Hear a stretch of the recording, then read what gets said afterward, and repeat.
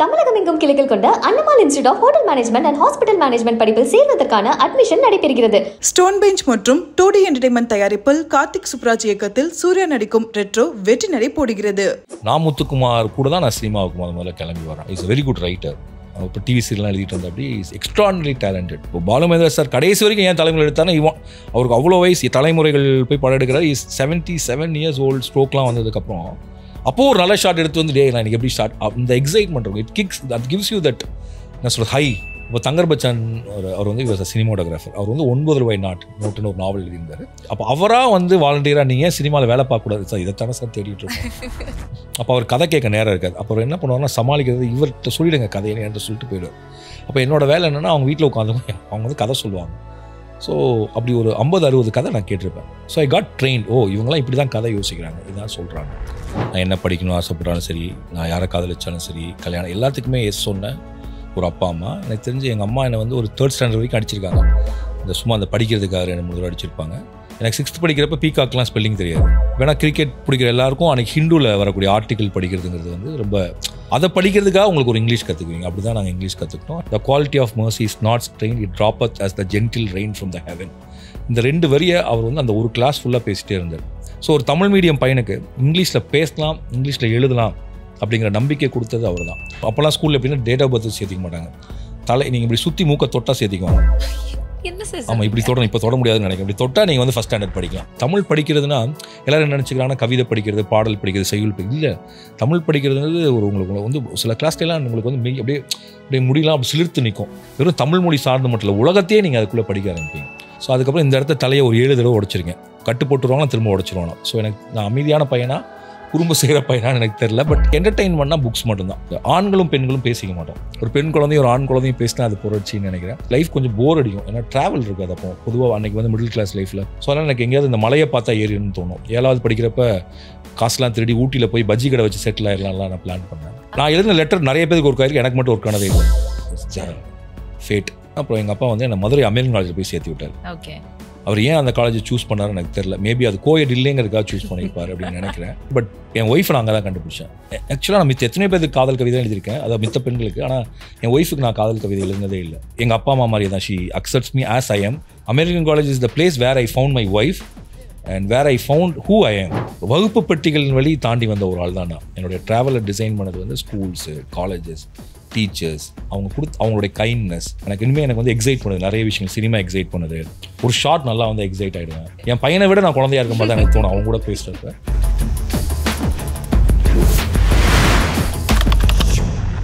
நிறைய பேர் உங்களுடைய படைப்புகளை நேசிக்கிறாங்க, அதில் நானும் ஒரு ஆள். தேங்க்யூ.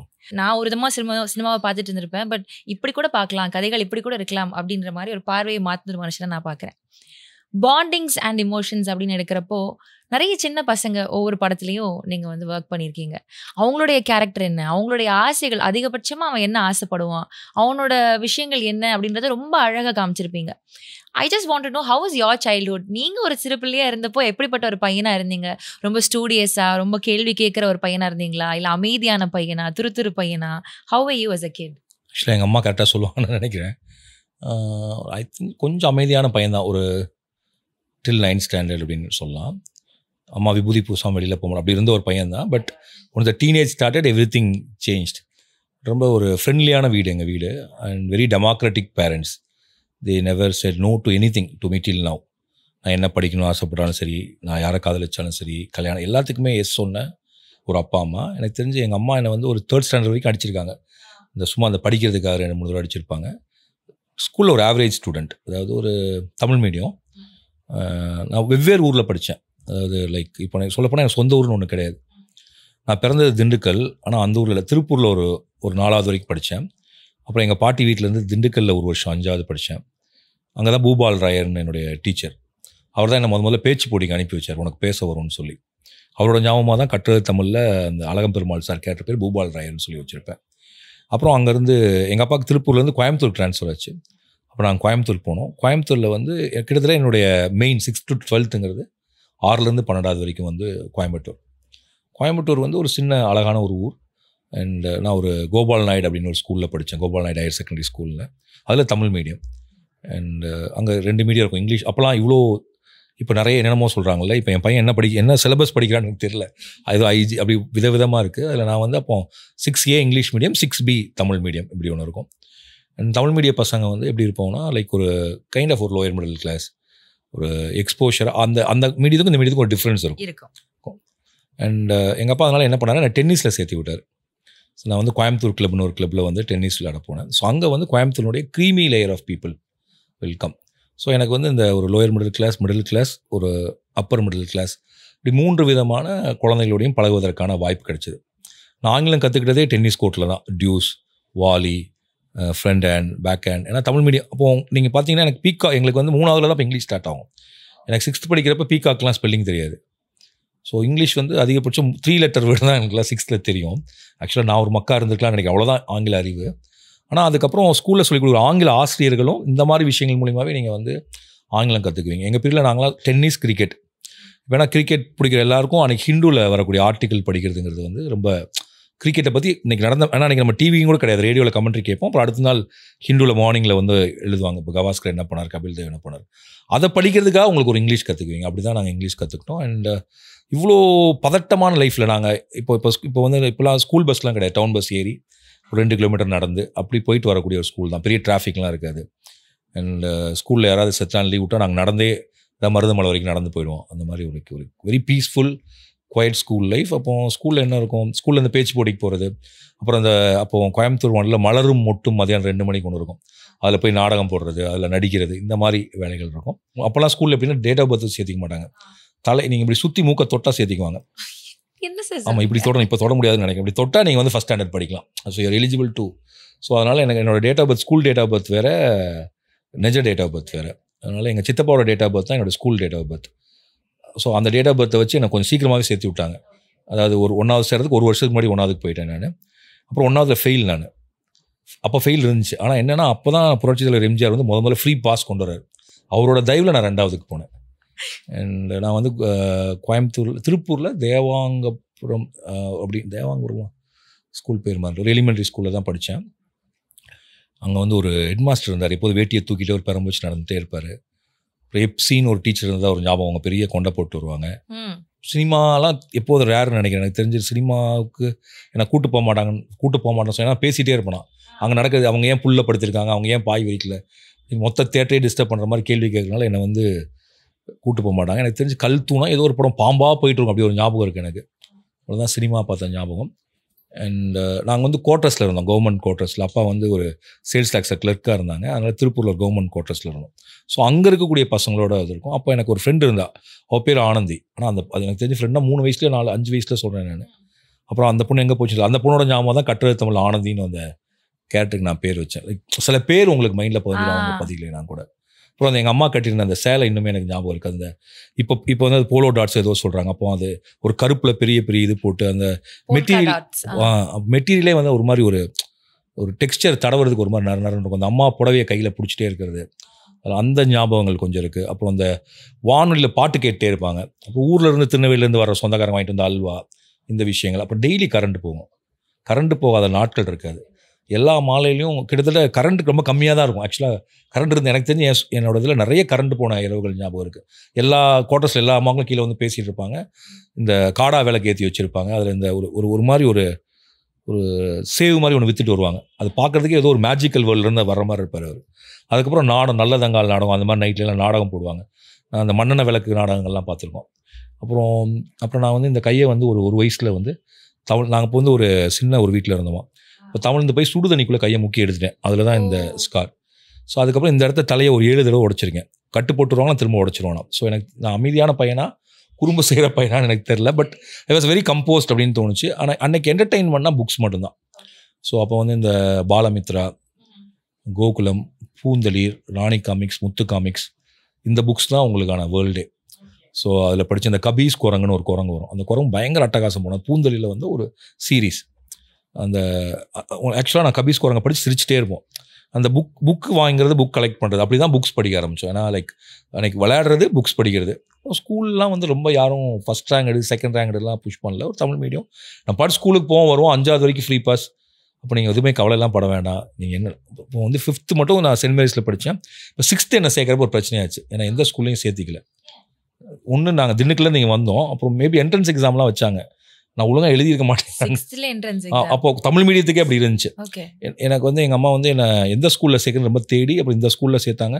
அப்போ எங்கள் டெய்லி கூட்டு நடந்து போவாங்க. ஸ்கூல்லாம் ஆரம்பிச்சிருவாங்க. அந்த ஒரு களிமண் ரோட்டில் நடந்து போனோம்.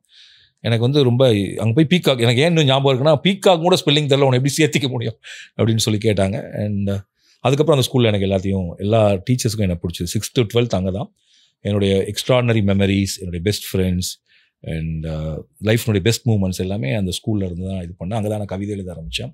அங்கே தான் காதலிக்க ஆரம்பித்தோம். So like lot of fun. அப்போ தான் சினிமா பார்க்க ஆரம்பித்தோம். அண்ட் ஆனால் யார்கிட்டையும் சண்டை எங்கள் பீரியடில் அந்த அடிக்கிறது சண்டை போடுறது அப்படிங்கிறது வந்து எங்கள் ஸ்கூலில் இல்லை, அந்த பீரியட்லேயுமே இல்லைன்னு நினைக்கிறேன். It was very quiet. And ஆண்களும் பெண்களும் பேசிக்க மாட்டோம். அந்த ஸ்கூல் கோயடு தான். பட் எனக்கு தெரிஞ்சு அப்படி அவ்வளோ ரொம்ப இப்போ பேசுகிற மாதிரிலாம் அப்போ இல்லை. அப்போ பேசுறதுங்கிறது அப்போ ஒரு பெரிய விஷயம். பேசுவது புரட்சி. ஒரு பெண் ஒரு பெண் குழந்தையும் ஒரு ஆண் குழந்தையும் பேசினா அது புரட்சின்னு நினைக்கிறேன்.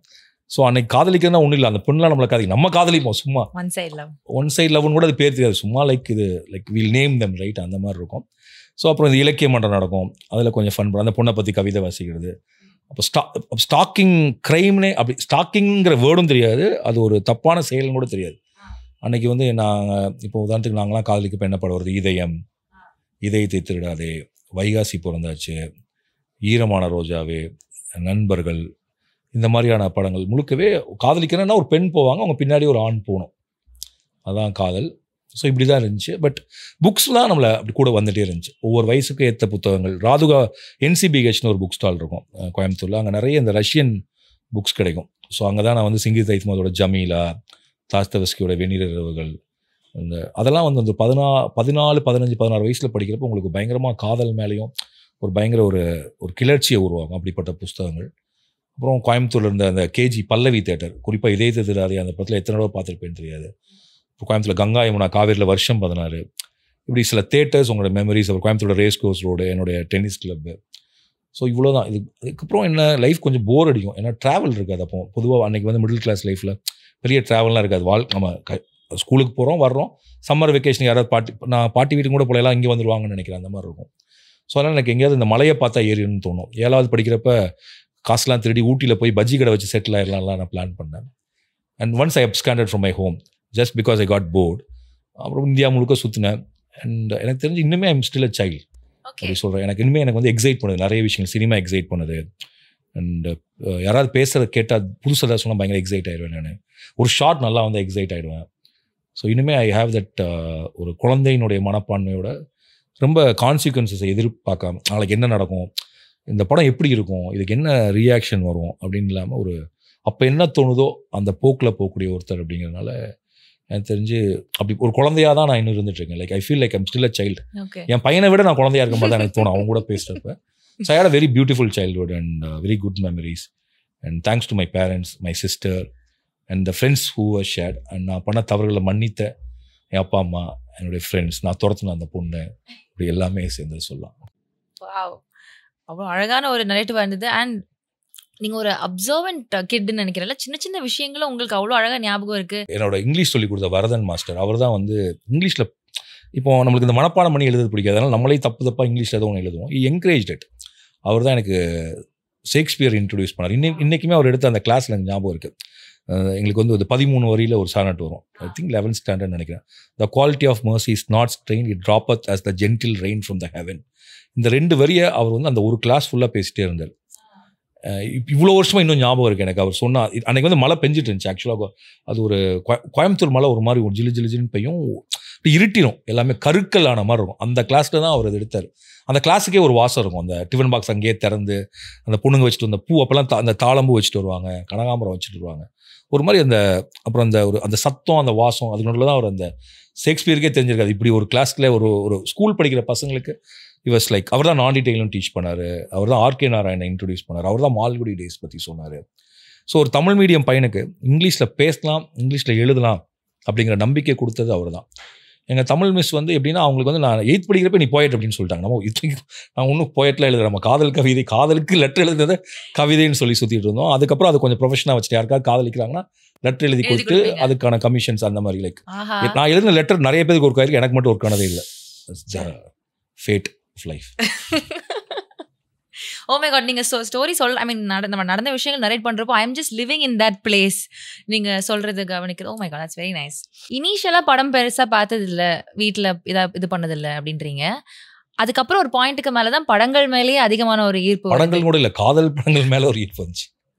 சரி, இப்போ ஓகே, காதல் மேல ஈர்ப்பு வருது. அப்போ எப்படி சினிமாக்குள்ளதான் போகணும், படம் தான் அப்படின்ற ஒரு இது எப்படி வந்துச்சு சார்? அது எம்ஏ படிக்கிற வரைக்கும் கூட நான் didn't think about coming to the film. Okay. இப்படி ஒரு நான் வந்து ஆக்சுவலாக நான் வந்து 12th 2 தடவை படித்தேன். ஏன்னா ஃபஸ்ட் டைம் 12th ஓடி போயிட்டேன். ஐ didn't write the exam, so I studied 12th again. படித்து முடிச்சுட்டு எனக்கு வந்து என்னென்னா, எனக்கு இந்த ட்ராவல் ரொம்ப பிடிக்கும். நான் ஏன் ஓடி போனால் ஒன்றுமே எனக்கு, அதாவது எல்லோரும் நினைப்பாங்க அவங்க வீட்டில் ஏதோ பிரச்சனை போல இருக்கு, எனக்கு படிப்பு நல்லா வரும், ஐ நெவர் ஃபெயில். அண்ட் எனக்கு தெரிஞ்சு 10th வந்து ஐ ஸ்கோர் 87% அன்னைக்கு. 435 எடுத்தேன். 11th first group. அது எடுத்தனால ஃபஸ்ட் குரூப்பில் போய் ஜாயின் பண்ணிட்டேன். எனக்கு ஃபிசிக்ஸ், கெமிஸ்ட்ரி, மேத்ஸ், பயாலஜி அப்போ லைக் என்னென்னு தெரில. அப்போ எனக்கு பயாலஜி பிடிச்சது, மேத்ஸ் டஃபாக இருக்க மாதிரி தோணுச்சு. ஃபிசிக்ஸ், கெமிஸ்ட்ரிலாம் போர் அடிச்சுது ஆக்சுவலாக. பட் நான் காலேஜ் வந்ததுக்கப்புறம் தான் கண்டுபிடிச்சேன் ஃபிசிக்ஸ் ரொம்ப இன்ட்ரெஸ்டிங்கான சப்ஜெக்ட் அப்படின்னு சொல்லிட்டு. ஸோ அது ரொம்ப லேட்டாக தான் கண்டுபிடிச்சேன். ஸோ அப்போது நான் 12th திரும்ப படிச்சோன்னா என்ன நினச்சேன்னா, நம்ம எதாவது ட்ராவல் பண்ணுற மாதிரி படிக்கணும் அப்படின்னு சொல்லிட்டு இங்கே டீனரில் வந்து அப்போ மெரைன் ரேடியோ ஆஃபீஸர் கோர்ஸ்னு ஒன்று இருந்துச்சு. ஆனால் கப்பலில் நீங்கள் வந்து மோர்ஸ் கோட், அந்த காலத்தில் தந்திலாம் அடிப்பாங்க, டிட்டா டிடிட்டா டிட். ஆனால் இப்போ தந்திலாம் இதான் மோர்ஸ் கோட். அதில் அடித்தா தான் தந்தி ஒரு இடத்துல இடத்துக்கு போகும். டிட்னா இந்த வேர்டு, டிட்டானா இந்த எழுத்து, சாரி வேர்டு இல்லை எழுத்து, A-B, அதுக்கு பதிலாக அப்படி ஒரு மிஷின் இருக்கும் அடிப்பாங்க. ஸோ இதுக்கு ஒரு கோர்ஸ் இருந்துச்சு. இது ஒரு திரும்ப பேப்பர் கட்டிங்கில் பார்த்து நான் இங்கே வந்து ஐ ஜாயின்ட். என்னன்னா இது கப்பலுக்கு வேலைக்கு போயிடலான்னு. But that was 92 I think 92. ஆனால் அப்போ தான் 92 தான் இன்டர்நெட் இதெல்லாம் வர ஆரம்பிக்குது. ஸ்லோலி அதுக்கான இடத்தையே அது இழக்க ஆரம்பிக்குது. ஸோ தட் அது ஒர்க் அவுட் ஆகலை. அப்போ என்ன பண்ணலாம் அப்படின்னு யோசிச்சிட்டே இருக்கப்போ நான் வந்து BA தமிழ் படிக்கலான்னு சும்மா ஒரு முடிவு பண்ணேன். என்னென்னா தமிழ் ஈஸியாக படிச்சிடலாம் நம்ம அப்படிங்கிற ஒரு விஷயம் தான். ஏன்னா இங்கிலீஷ் லிட்ரேச்சர் ஜாயின் பண்ணலான்னு நினச்சேன். பட் எனக்கு என்னமோ தமிழ் போனால் நம்ம கஷ்டமே பட வேணாம், சும்மா போயிட்டு வந்தால் பாஸ் பண்ணிக்கலாம்ல, ஏதோ ஒரு டிகிரி அப்படின்னா. அப்புறம் எங்கள் அப்பா வந்து என்னை மதுரை அமெரிக்கன் காலேஜில் போய் சேர்த்து விட்டார். ஓகே. அவர் ஏன் அந்த காலேஜை சூஸ் பண்ணாருன்னு எனக்கு தெரியல. மேபி அது கோயட் இல்லைங்கிறதுக்காக சூஸ் பண்ணியிருப்பார் அப்படின்னு நினைக்கிறேன். ஏன்னா நான் வந்து எனக்கு வந்து மெட்ராஸ் கிறிஸ்டியன் காலேஜ், லயோலா, பிரசிடென்சிங்கிறப்ப சேர்த்து விட்டார். பட் எங்கள் அப்பா அப்படி நினச்சி சேர்த்து விட்டார். பட் என் ஒய்ஃபை நான் அங்கே தான் கண்டுபிடிச்சேன். நான் யூஜி படிக்கிறப்ப பிஜி கோயட், அவள் பிஜி மதுரை அமெரிக்கன் காலேஜ், அவள் பிஜி படிக்கிறதுக்கு அங்கே வந்தா. எங்கள் அப்பா நினச்சார் கிளாஸ் மட்டும் தான் லவ் பண்ணுவான்னு. But she was not my senior even though she was doing PG. ஏன்னா நாம போனதே 2 வருஷம் அங்கே இங்கேன்னு லேட்டாக போனால லைக் ஷி வாஸ் அண்ட் அவள் கொஞ்சம் சைனீஸ் மாதிரி இருப்பா பார்க்குறதுக்கு என் wife. So she was very unique அந்த இது. அப்புறம் ஆனால் ஆக்சுவலாக நான் எத்தனை பேருக்கு காதல் கவிதை எழுதியிருக்கேன், அதாவது மித்த பெண்களுக்கு. ஆனால் என் ஒய்ஃபுக்கு நான் காதல் கவிதை எழுதினதே இல்லை. காதலிக்க ஆரம்பிக்கிறப்ப நம்மளுக்கு கவிதை எழுத வராதுங்கிறத கண்டுபிடிச்ச டைம் ஆயிடுச்சு. And she was very supportive. எங்கள் அப்பா அம்மா மாதிரியே தான். She accepts me as I am. She never pushes to me anything. எல்லாருக்கும் இருக்கக்கூடிய குட்டி குட்டி சண்டைகள் இருக்கும். But she is very adjustable, very accommodative. என்ன சொல்கிறது, என்னோட போக்குக்கு என்னை விடக்கூடிய ஒரு மனைவி அவங்க தான் கண்டுபிடிச்சேன். I found her 94. So 20 years old. So 20 இந்த 30 வருடமும் வந்து சுமதிக்கு வந்து like she was with me always. And she knows everything whatever happens in my life. And she is possessive, she is unconditional, but and she never blames but she blames. இப்படி எல்லாமே ஏன்னா நானும் அதே மாதிரி தான். Like so American college is the place where I found my wife and where I found who I am. அந்த காலேஜோட professors again professors திரும்ப என்னோட டீச்சர்ஸ் தான் என் லைஃப்பில் வந்து they play a vital role. நான் பிரபாகர் ஐயான்னு சொல்லிட்டு my friend, my teacher, and இப்போ வரைக்கும் is my family friend and extraordinary talent. அவர் தான் சினிமாவை பற்றி பேசினார், தேட்டர், நாடகம் இதுக்குள்ளெல்லாம் போகிறது இருந்துச்சு. அப்புறம் என்னோட இன்னொரு ப்ரொஃபஸர் சாம்வேல் சுதானந்தான்னு சொல்லிட்டு அவர் தான் ஆந்த்ரோபாலஜிங்கிற சப்ஜெக்டை எனக்கு இன்ட்ரடியூஸ் பண்ணார். அவர் வந்து ஒரு Tamil professor, but E speaks English like anything. உங்களுக்கு அவரை பார்த்தா உங்களுக்கு வந்து சில ப்ரொஃபஸர்ஸ்லாம் சொல்லுவாங்க அந்த காலத்து, அவர் பார்த்துட்டே இருக்கலாம் போல தோணும். அவர் கிளாஸ் எடுத்தார்னா நீங்கள் அவர் அப்படியே மெய் மறந்து சிலிர்த்து போய் உட்காந்து கேட்டே இருப்பீங்க. எனக்கு இப்போவும் அவர் சொன்னதுமே ஞாபகம் இருக்குது. அவர் ஜெயகாந்தனுடைய உன்னை போல் ஒருவன் நாவல் அவர் கிளாஸில் இருக்கிறார். BA ஃபஸ்ட் இயருக்கு ரொம்ப பிகினர்ஸ்க்கு சொல்லிக் கொடுக்கக்கூடிய நாவல். அதில் முதல் வரி வந்து, தங்கம் வெகு நாட்களுக்கு பிறகு தலைவாரி பூச்சூடி கொள்ள வேண்டும் என்று ஆசைப்பட்டாள். அவர் தங்கம் இவ்வளோ நாளாக ஏன் தலை வாரல, எதுக்கு பூச்சூடணும்னு ஆசைப்பட்டா இப்படிங்கிற அந்த ஒரு வரியை எடுத்துகிட்டு ஒரு ரைட்டிங்கோட கிராஃப்ட் என்ன, எப்படி ஒரு கதையை ஸ்டார்ட் பண்ணலாம், ஜெயகாந்தனுடைய இடம் என்ன, ஏன் அவருக்கு ஜெயகாந்தனை ரொம்ப பிடிக்கும், இப்படின்னு அவர் அப்படி ஒவ்வொரு கிளாஸில் ஒரு ரைட்டரை இன்ட்ரடியூஸ் பண்ணி 2 வரி தான் எடுப்பார் அந்த class. You will fall in love with that book.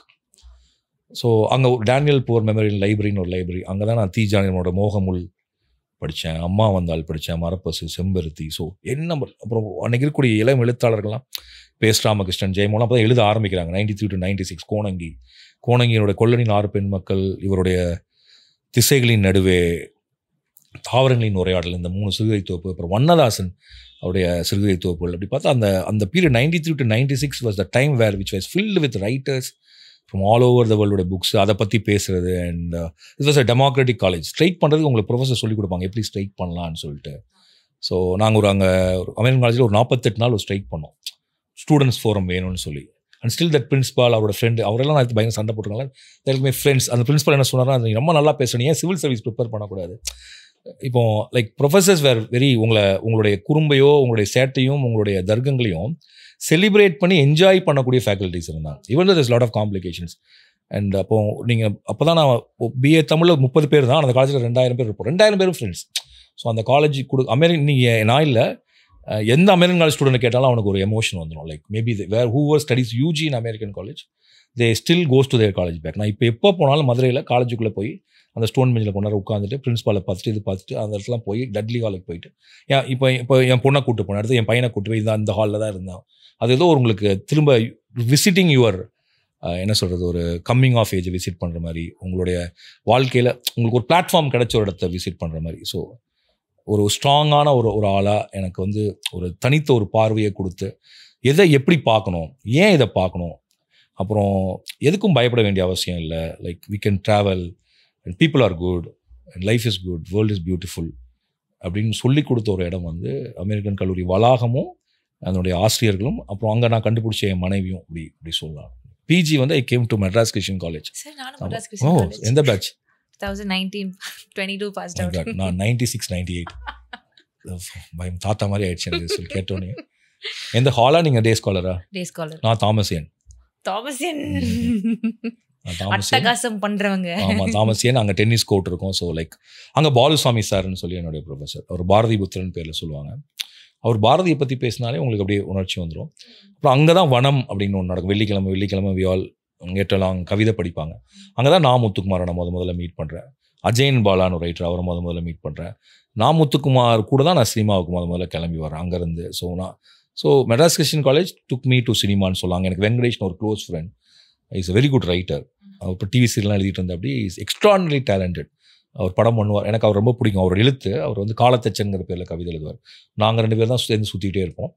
And அந்த தாமஸ் சாப்பாடு அந்த இது. அப்புறம் என் ஒய்ஃப் அங்கே நான் பொண்ணுன்னு கூப்பிட்டு போயிட்டேன். நான் அங்கேருந்து எம்ஏ போகிறப்போ ஒய்ஃபை MPhil I took her to MPhil to study there. So அந்த எம்சிசியோட கேம்பஸ், அதனுடைய நைட் லைஃப், அந்த ஃபாகில் அந்த லேக்கில் போய் உட்காருது, வரக்கூடிய மான்கள். அப்புறம் தாமஸ் நாங்களாம் ஜன்னல் கம்பியை கழட்டி வச்சுருப்போம் உள்ளுக்கு போயிட்டு வர வசதியாக. தட் வாஸ் ஸோ எனக்கு தெரிஞ்ச என் லைஃப்பில் நிறைய இந்த வகுப்பு பெட்டிகளின் வழி தாண்டி வந்த ஒரு ஆள் தான் நான். என்னுடைய ட்ராவலை டிசைன் பண்ணது ஸ்கூல்ஸு, காலேஜஸ், டீச்சர்ஸ், அவங்களுடைய கைண்ட்னஸ், அவங்க நம்மளுடைய அதிக பிரசங்கித்தனத்தை எல்லாம் பொறுத்துக்கிட்டு நம்ம மேலே நம்மளுக்கு ஒரு அளவு கடந்த அன்பையும் ஞானத்தையும் கொடுத்த அந்த ஆசிரியர்கள், இப்போ கூட படித்த மாணவர்கள், நண்பர்கள், இவங்கெல்லாம் சேர்ந்த ஒன்று தான் நான். So I'm not alone. இவ்வளோ பேர் சேர்ந்து தான் நம்மளால் இந்த அளவுக்கு யோசிக்க முடியுது. Very true. காலேஜில் ஒன்று கற்றுக்கிட்டீங்க, ரைட்டிங் மேலே ஒரு காதல் பயங்கரமாக வருது, that is fine. But when you come to cinema, அந்த ரைட்டிங் வேற லெவலில். அதை சொல்லவே இல்லை. நான் சினிமாவுக்கு ஏன் வந்தேன்னா, அதுவே நான் எம்ஏ முடிச்சுட்டு பிஹெச்டி ஜாயின் பண்ண தான் இருந்தேன். I want to do PhD. எனக்கு இந்த தொல்காப்பியத்தில் இருக்கக்கூடிய விதிகளை வச்சு சங்க காலத்தில் இருந்த ஒரு ஊர் எப்படி இருக்கும், அதில் இருக்கக்கூடிய பொருட்கள் எப்படி இருக்கும் அப்படின்னு கண்டுபிடிக்கணும், ஒரு ஆராய்ச்சி பண்ணணும்னு ஆசை. உதாரணத்துக்கு அதில் ஓமவியல்னு ஒன்று இருக்கும். அதில் ஒரு லைன் வரும். ஃபார் எக்ஸாம்பிள், கையக்காலும் தூக்க ஆடிய பாவை போலன்னு ஒரு லைன். என்னன்னா, ஹஸ்பண்ட் பப்பட் மாதிரி நீ ஆடின, பப்பட் மாதிரி கீ கொடுத்த பொம்மை மாதிரி ஆடின அப்படின்னு எடுத்துக்கலாம். இப்போ நீங்கள் பப்பட்டாக இருக்கலாம், கீ கொடுத்த பொம்மையாக இருக்கலாம். அப்போ அந்த பொம்மைங்கிற ப்ராப்பர்ட்டி அதுக்குள்ளே வருது அப்படின்னா, அப்போ அன்னைக்கு என்ன சயின்ஸ் டெக்னாலஜி இருந்தால் அந்த பொம்மையாக அவங்க செஞ்சுருப்பாங்க. அப்போ அதை செய்யறதா இருந்தால் அந்த கருவி அங்கே இருக்கிறதா இருந்தால் அந்த கருவியை கண்டுபிடிப்பதற்கு முன்னாடி என்ன கருவி இருந்திருக்கும். அப்போ அதன் மூலியமாக இப்படி வெறுமனே இந்த ப்ராப்பர்ட்டிஸை மட்டும் கலெக்ட் பண்ணி, சங்க இலக்கியத்தில் இருக்கக்கூடிய ப்ராப்பர்ட்டிஸ் கலெக்ட் பண்ணி அந்த ஊரை வடிவமைச்சா எப்படி இருக்குங்கிறதா என்னுடைய thesis to do a PhD. Wow, இது நீங்க சொன்ன உடனே எனக்கு ரிலேட் ஆகுது. என்னன்னா, தங்கம் வந்து ரொம்ப நாளுக்கு அப்புறம் தலைவாரி வந்து பூ வைக்கணும்னு ஆசைப்பட்டா அப்படின்ற லைனை மட்டும் வச்சுட்டு இவ்வளவு நாள் ஏன் தலையில பூ வைக்கல, இவ்வளவு நாள் ஏன் இப்படி இருந்தா அப்படின்னு சொன்ன மாதிரி இப்ப இந்த பப்பட் இருக்கு. அப்ப இதுக்கு முன்னாடி என்ன விஷயங்கள் இருந்தது? ஒரு இந்த மாதிரி நிறைய ப்ராப்பர்ட்டிஸ். இப்போ எவ்வளவு மலர்கள் இருந்துச்சு, எவ்வளவு பொருட்கள் இருந்துச்சு. பொருட்கள் சும்மா உருவாக முடியாது, ஒரு நாகரிகம் இருந்தால் தான் பொருட்கள் உருவாக முடியும். இன்னைக்கு கீழடி வந்து நம்ம இன்னைக்கு கண்டுபிடிச்சிட்டோம். நம்ம கிட்ட இன்னைக்கு ஒரு புற சாட்சி ஒன்று இருக்கு.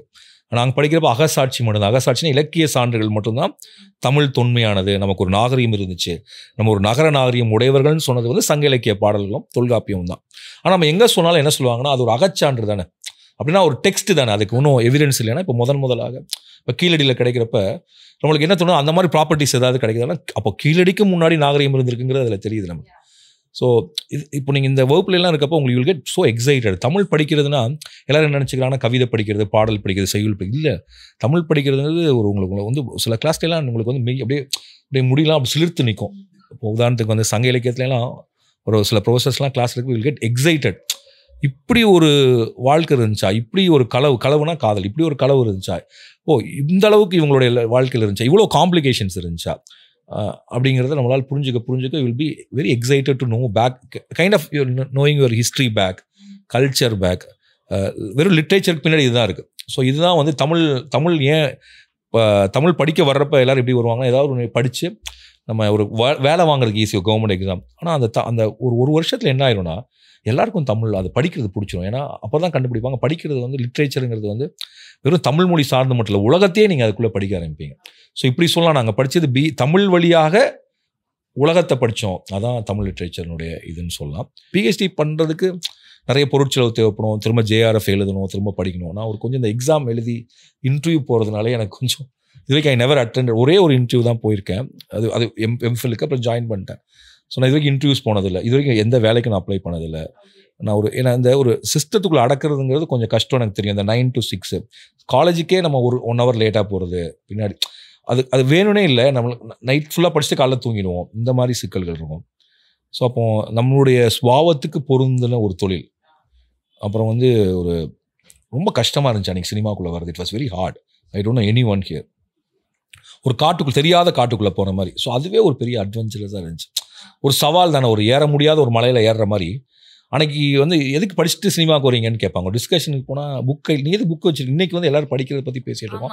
அன்றைக்கி வந்து உங்களை படிக்கிறது குற்றமாக இருந்துச்சு, அப்படி ஒரு பீரியடாகவும் இருந்துச்சு.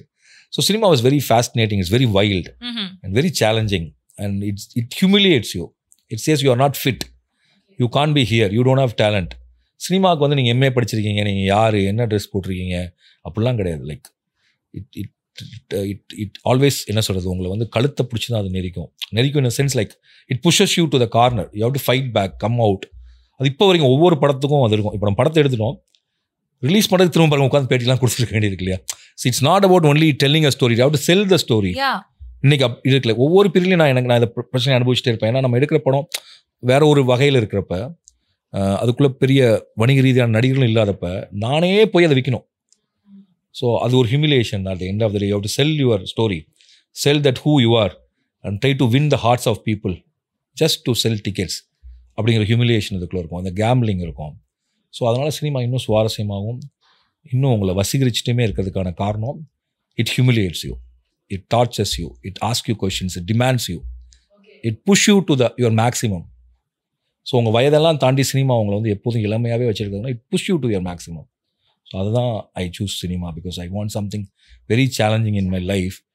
அண்ட் அப்புறம் நான் ட்ராவல் பண்ணலாம் சினிமாவில், யாரும் கேள்வி கேட்க முடியாது. நான் கதை யோசிக்க போகிறேன்னு சொன்னால் ஓகே அப்படின்னு விட்டுருவாங்க. இல்லை இப்போ என் ஒய்ஃப் ஒன்றுமே சொல்ல முடியாது. இது வேறு ஒரு, இப்போ நான் வேறு பேங்க் வேலையில் இருந்துட்டு நான் வந்து ட்ராவல் போயிட்டு வரேன், என்ன நீ தனி எங்கே போகிற நீ, பல கேள்வி வரும். சினிமாக்காரனுக்கு வந்து அந்த கேள்விகளே இல்லை இல்லையா. ஆமாம். ஸோ அதுதான் சினிமாவுடைய வரம் அண்ட் சாபம், பிளஸ் அண்ட் கர்ஸ். அண்ட் இன்னைக்கு வந்து அப்புறம் always there are people to criticize you, comment you. That actually gives you an energy, right, come on, right. ஒரு பாக்ஸிங் இதில் நிற்கிற மாதிரியான ஒரு தன்மையோடு இருக்கும். அதுதான் சினிமாவுடைய கொண்டாட்டம் நான் சொல்கிறேன். அதெல்லாம் இல்லைன்னா சினிமா இல்லை. விமர்சகள் இருக்கணும், திட்டணும், நல்லா இல்லைன்னு சொல்லணும், கிண்டல் அடிக்கணும், மார்க் பண்ணணும், மீம் போடணும், எல்லாம் பண்ணாதான் you are in the war, right? You are in the right spotன்றது அப்பதான் உங்களுக்கு ஃபீல் ஆகும். Oh my god. என்ன சார் ஒரு பெர்செப்ஷன் உங்களுக்கு? இல்லை, இதுதான் நீங்கள் யார் கேட்டீங்களா எல்லாத்துக்கும் சினிமா இப்போ பாலுமேந்திரா சார் கடைசி வரைக்கும் ஏன் தலைமுறை எடுத்தானா அவருக்கு அவ்வளோ வயசு, தலைமுறைகள் போய் படம் எடுக்கிறார். 77 years old, ஸ்ட்ரோக்லாம் வந்ததுக்கப்புறம் அப்போது ஒரு நல்ல ஷாட் எடுத்து வந்து நான் எனக்கு எப்படி ஷாட், இந்த எக்ஸைட்மெண்ட் இருக்கும், it kicks, that gives you that நான் சொல்ல ஹை அப்படி சொல்லலாம். ஸோ இத்தனை விஷயங்கள் உங்களுக்கு ஒரு கிக்கு கொடுக்குது, just keeps you alive in what ever you doing அப்படின்னு சொல்றீங்கல்ல. முதல் படம் பண்றதுக்கு முன்னாடிலேருந்து இதான் உங்களோட இம்ப்ரெஷனாக இருந்ததா? சினிமா ஈர்ப்பு இதுதான் இருந்ததா, இல்லை போனதுக்கு அப்புறமா இந்த விஷயங்கள்லாம் நீங்கள் வந்து டெவலப் பண்ணிக்கிட்டீங்களா? இது வந்து கிட்டத்தட்ட சினிமாவுக்கு தேட வருவோம் லாஸ்ட் நைட் வாய்ப்பு தேடி. மெட்ராஸ்க்கு தாம்பரத்துலேருந்து ட்ரெயின் பிடிச்சி இறங்கி கோடம்பாக்கத்தில் ஃபுல்லாக நடந்து அப்படியே அங்கே போய் இவர்கிட்ட ஜாயின் பண்ணலாமா அவர்கிட்ட ஜாயின் பண்ணலாமாலாம் பேசி, அங்கே ஏதாவது நண்பர்கள் கிடைப்பாங்க, ஏதோ டீக்கெட்டில் உட்காந்து பேசி, அங்கே வேலை பார்க்குற ஒருத்தர் வந்து அங்கே இப்படி நடக்கும் டிஸ்கஷன்னா என்ன எல்லாம் தெரிகிறப்ப தான் தெரிஞ்சது ஒரு அசிஸ்டன்ட் டைரக்டர் ஆகுறதுங்கிறதே ஒரு இமயமலையில் ஏறுற மாதிரி தான் இருந்துச்சு. ஏன்னா அங்கே இன்னைக்கு ப்ரொஃபைல்னு ஒன்று கிடையாது. எந்த அடிப்படையில் இப்போ ஒரு வேலைக்கு போகிறீங்க, அதுக்கு ஒரு இது இருக்கும்ல, படித்தவங்க இந்த இதுதான் அவ்வளோ டெமோக்ராட்டிக். என்னென்னா இதுக்கு எந்த குவாலிஃபிகேஷனும் தேவையில்லை, நீங்கள் யாருன்னு தேவையில்லை, உங்கள் பேர் தேவையில்லை, உங்கள் ஜாதி தேவையில்லை, மதம் தேவையில்லை. கிட்டத்தட்ட you have to go naked. இல்லை, உங்களுக்கு எந்த அடையாளங்களும் இல்லாமல் நீங்கள் போய் ஒரு இடத்துல வாய்ப்பு கேட்கணும். எதுக்காக ஒருத்தர் உங்களை சேர்த்திக்கணும்? நீங்கள் யார், எதுக்கு சேர்த்திக்கணும்? அப்போ அந்த முதல் கதவை திறக்கிறதுங்கிறதுக்கே நீங்கள் வந்து இட்ஸ் லைக் ரொம்ப ஹிமாலயன் டாஸ்க் தான் அது. Okay, how did you complete the task? அப்போ அது ஈஸி தான், நம்ம யாராவது ஒருத்தர் கண்டுபிடிச்சிடும். அப்போ தங்கர் பச்சான் அவர் வந்து சினிமோட்டோகிராஃபர், அவர் வந்து 9 ரூபாய் நோட்டுன்னு ஒரு நாவல் எழுதியிருந்தார். தட் வாஸ் இன் மை எம்சிஸில் நான் படித்தேன். அப்போ படிக்கிறப்ப எனக்கு அவர் வந்து சினிமோட்டோகிராஃபர் அவ்வளோ நாங்கள் தெரியாது. தங்கர் பச்சாங்க பேர் அப்போ தான் கேள்விப்படுறேன். எனக்கு அதில் சில விஷயங்கள் ரொம்ப பிடிச்சிருந்துச்சு. அப்போ என்னுடைய கைடு வந்து எம்ஏக்கு டெஸ்டினி இது என்னன்னு சொல்லுவாங்க, பேர் மறந்துட்டேன், டீல் ஆரம்பிப்போம், ஒரு தீசிஸ் மாதிரி பண்ணி கொடுக்கணும், இந்த நாவலை பண்ணுறீங்கன்னு சொன்னார். அப்போ அவரை நான் போய் மீட் பண்ணுற போகிறப்ப எனக்கு தெரிஞ்சிருச்சு. அப்போ அவராக வந்து வாலண்டியராக நீங்கள் சினிமாவில் வேலை பார்க்கக்கூடாது சார், இதைத்தானே சார் தேடிட்டு இருக்கோம் சொல்லி, ஸோ தென் அவர் வீட்டுக்கு நான் போக ஆரம்பித்தேன். அவர் ஈக்காடு தாங்கல்ல இருந்தார். So is a morning person, காலையில் சீக்கிரமாகவே எழுந்திரிச்சிடுவார். நான் எம்ஏ படித்து செகண்ட் இயர் படிக்கிறப்ப கிளம்பி ட்ரெயின் பிடிச்சி கிண்டியில் இறங்கி, கிண்டிலேருந்து நடந்தே அவர் வீட்டுக்கு போவோம். வீட்டுக்கு போனால் கொஞ்ச நேரம் ஏதாவது பேசுவார்.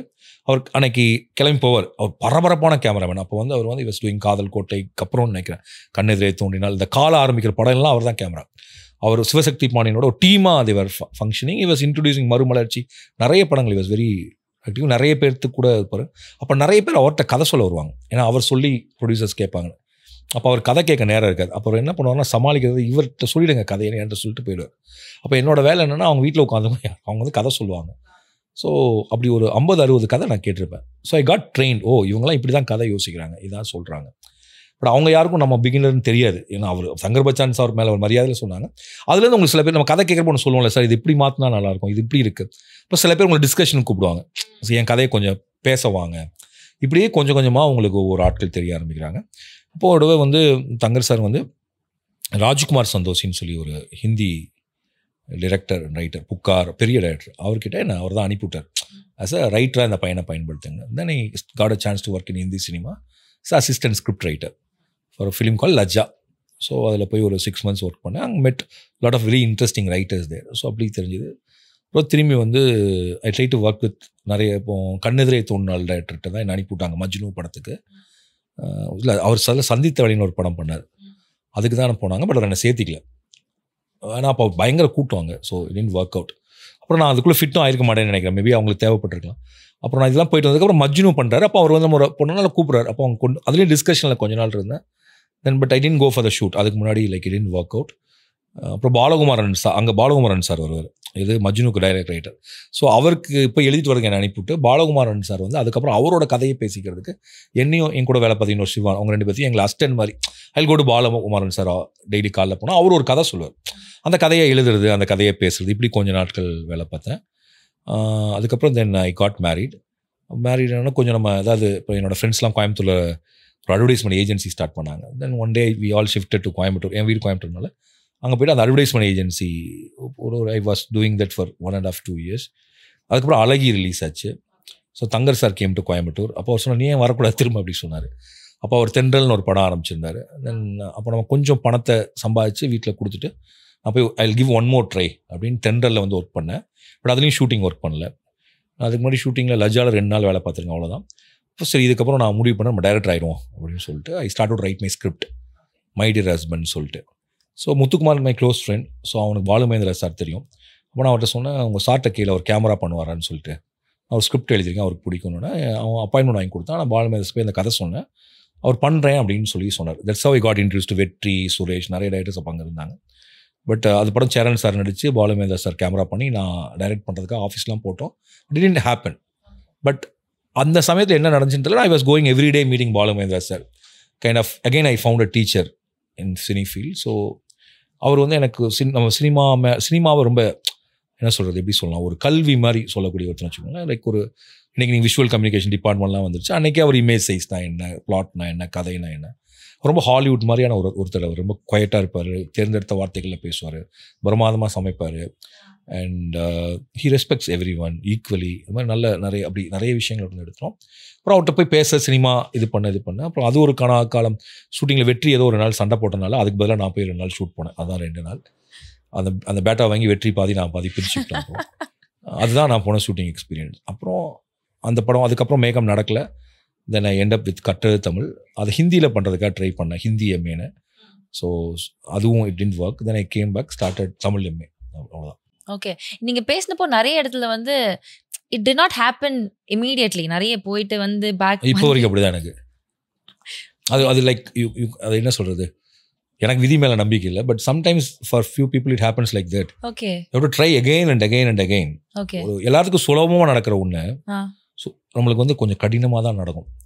Maybe because the way that you approach things are what you think, அது வந்து அதான் நினைக்கிறேன். நீங்கள் வந்து ஒரு ரெகுலராக ஒன்று யோசிக்கிறப்ப ஈஸி. நீங்கள் ஒரு சேஞ்ச் மேனேஜ்மெண்ட்னாலே it takes its own time. Risk இருக்கு இல்லையா? Any change management is a risk orient thing. So it will take its own time. It test you மோர்.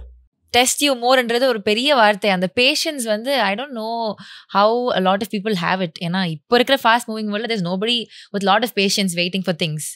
நீங்க ரொம்ப வருஷமா you been patient in doing every single project of yours. ஒவ்வொரு சின்ன சின்ன wait பண்ணாதானே நம்ம தான் வெயிட், நம்ம சும்மா ஜாலியாக தானே இருக்கும். அப்படியே we are living a life, right? We are not waiting for anything. Okay, Nobody waits for anything in life. Okay. Do you wait for anything? I don't. Nobody waits. இல்லை ரைட், நம்ம சொல்கிறோம் எனக்கு இது நடக்கணும் அது நடக்கணும்னு சொல்லிட்டு. அது ஒரு மைல் ஸ்டோன்ஸ் மாதிரி. ஓகே, ஒவ்வொரு ஏஜ்ல என்ன நடக்குமோ அது நடந்தே தான் இருக்கு. ஆமா.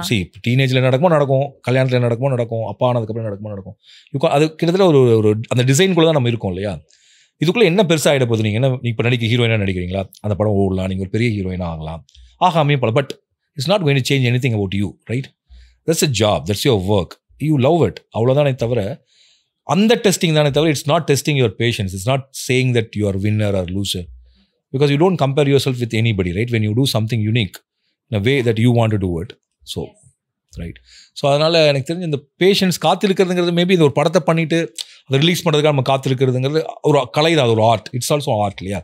ஒரு ப்ராடக்ட்டோட வெயிட் பண்ணிட்டு இருக்கிறது ஆர்ட் தான். இப்போ நம்ம 7 கடல் 7 மலை முதல்ல பண்ணேன், அடுத்தது பறந்து போ பண்ணேன். இப்போ பறந்து போ முன்னாடி வருது, 7 கடல் 7 மலை காற்று தான் இருக்குது.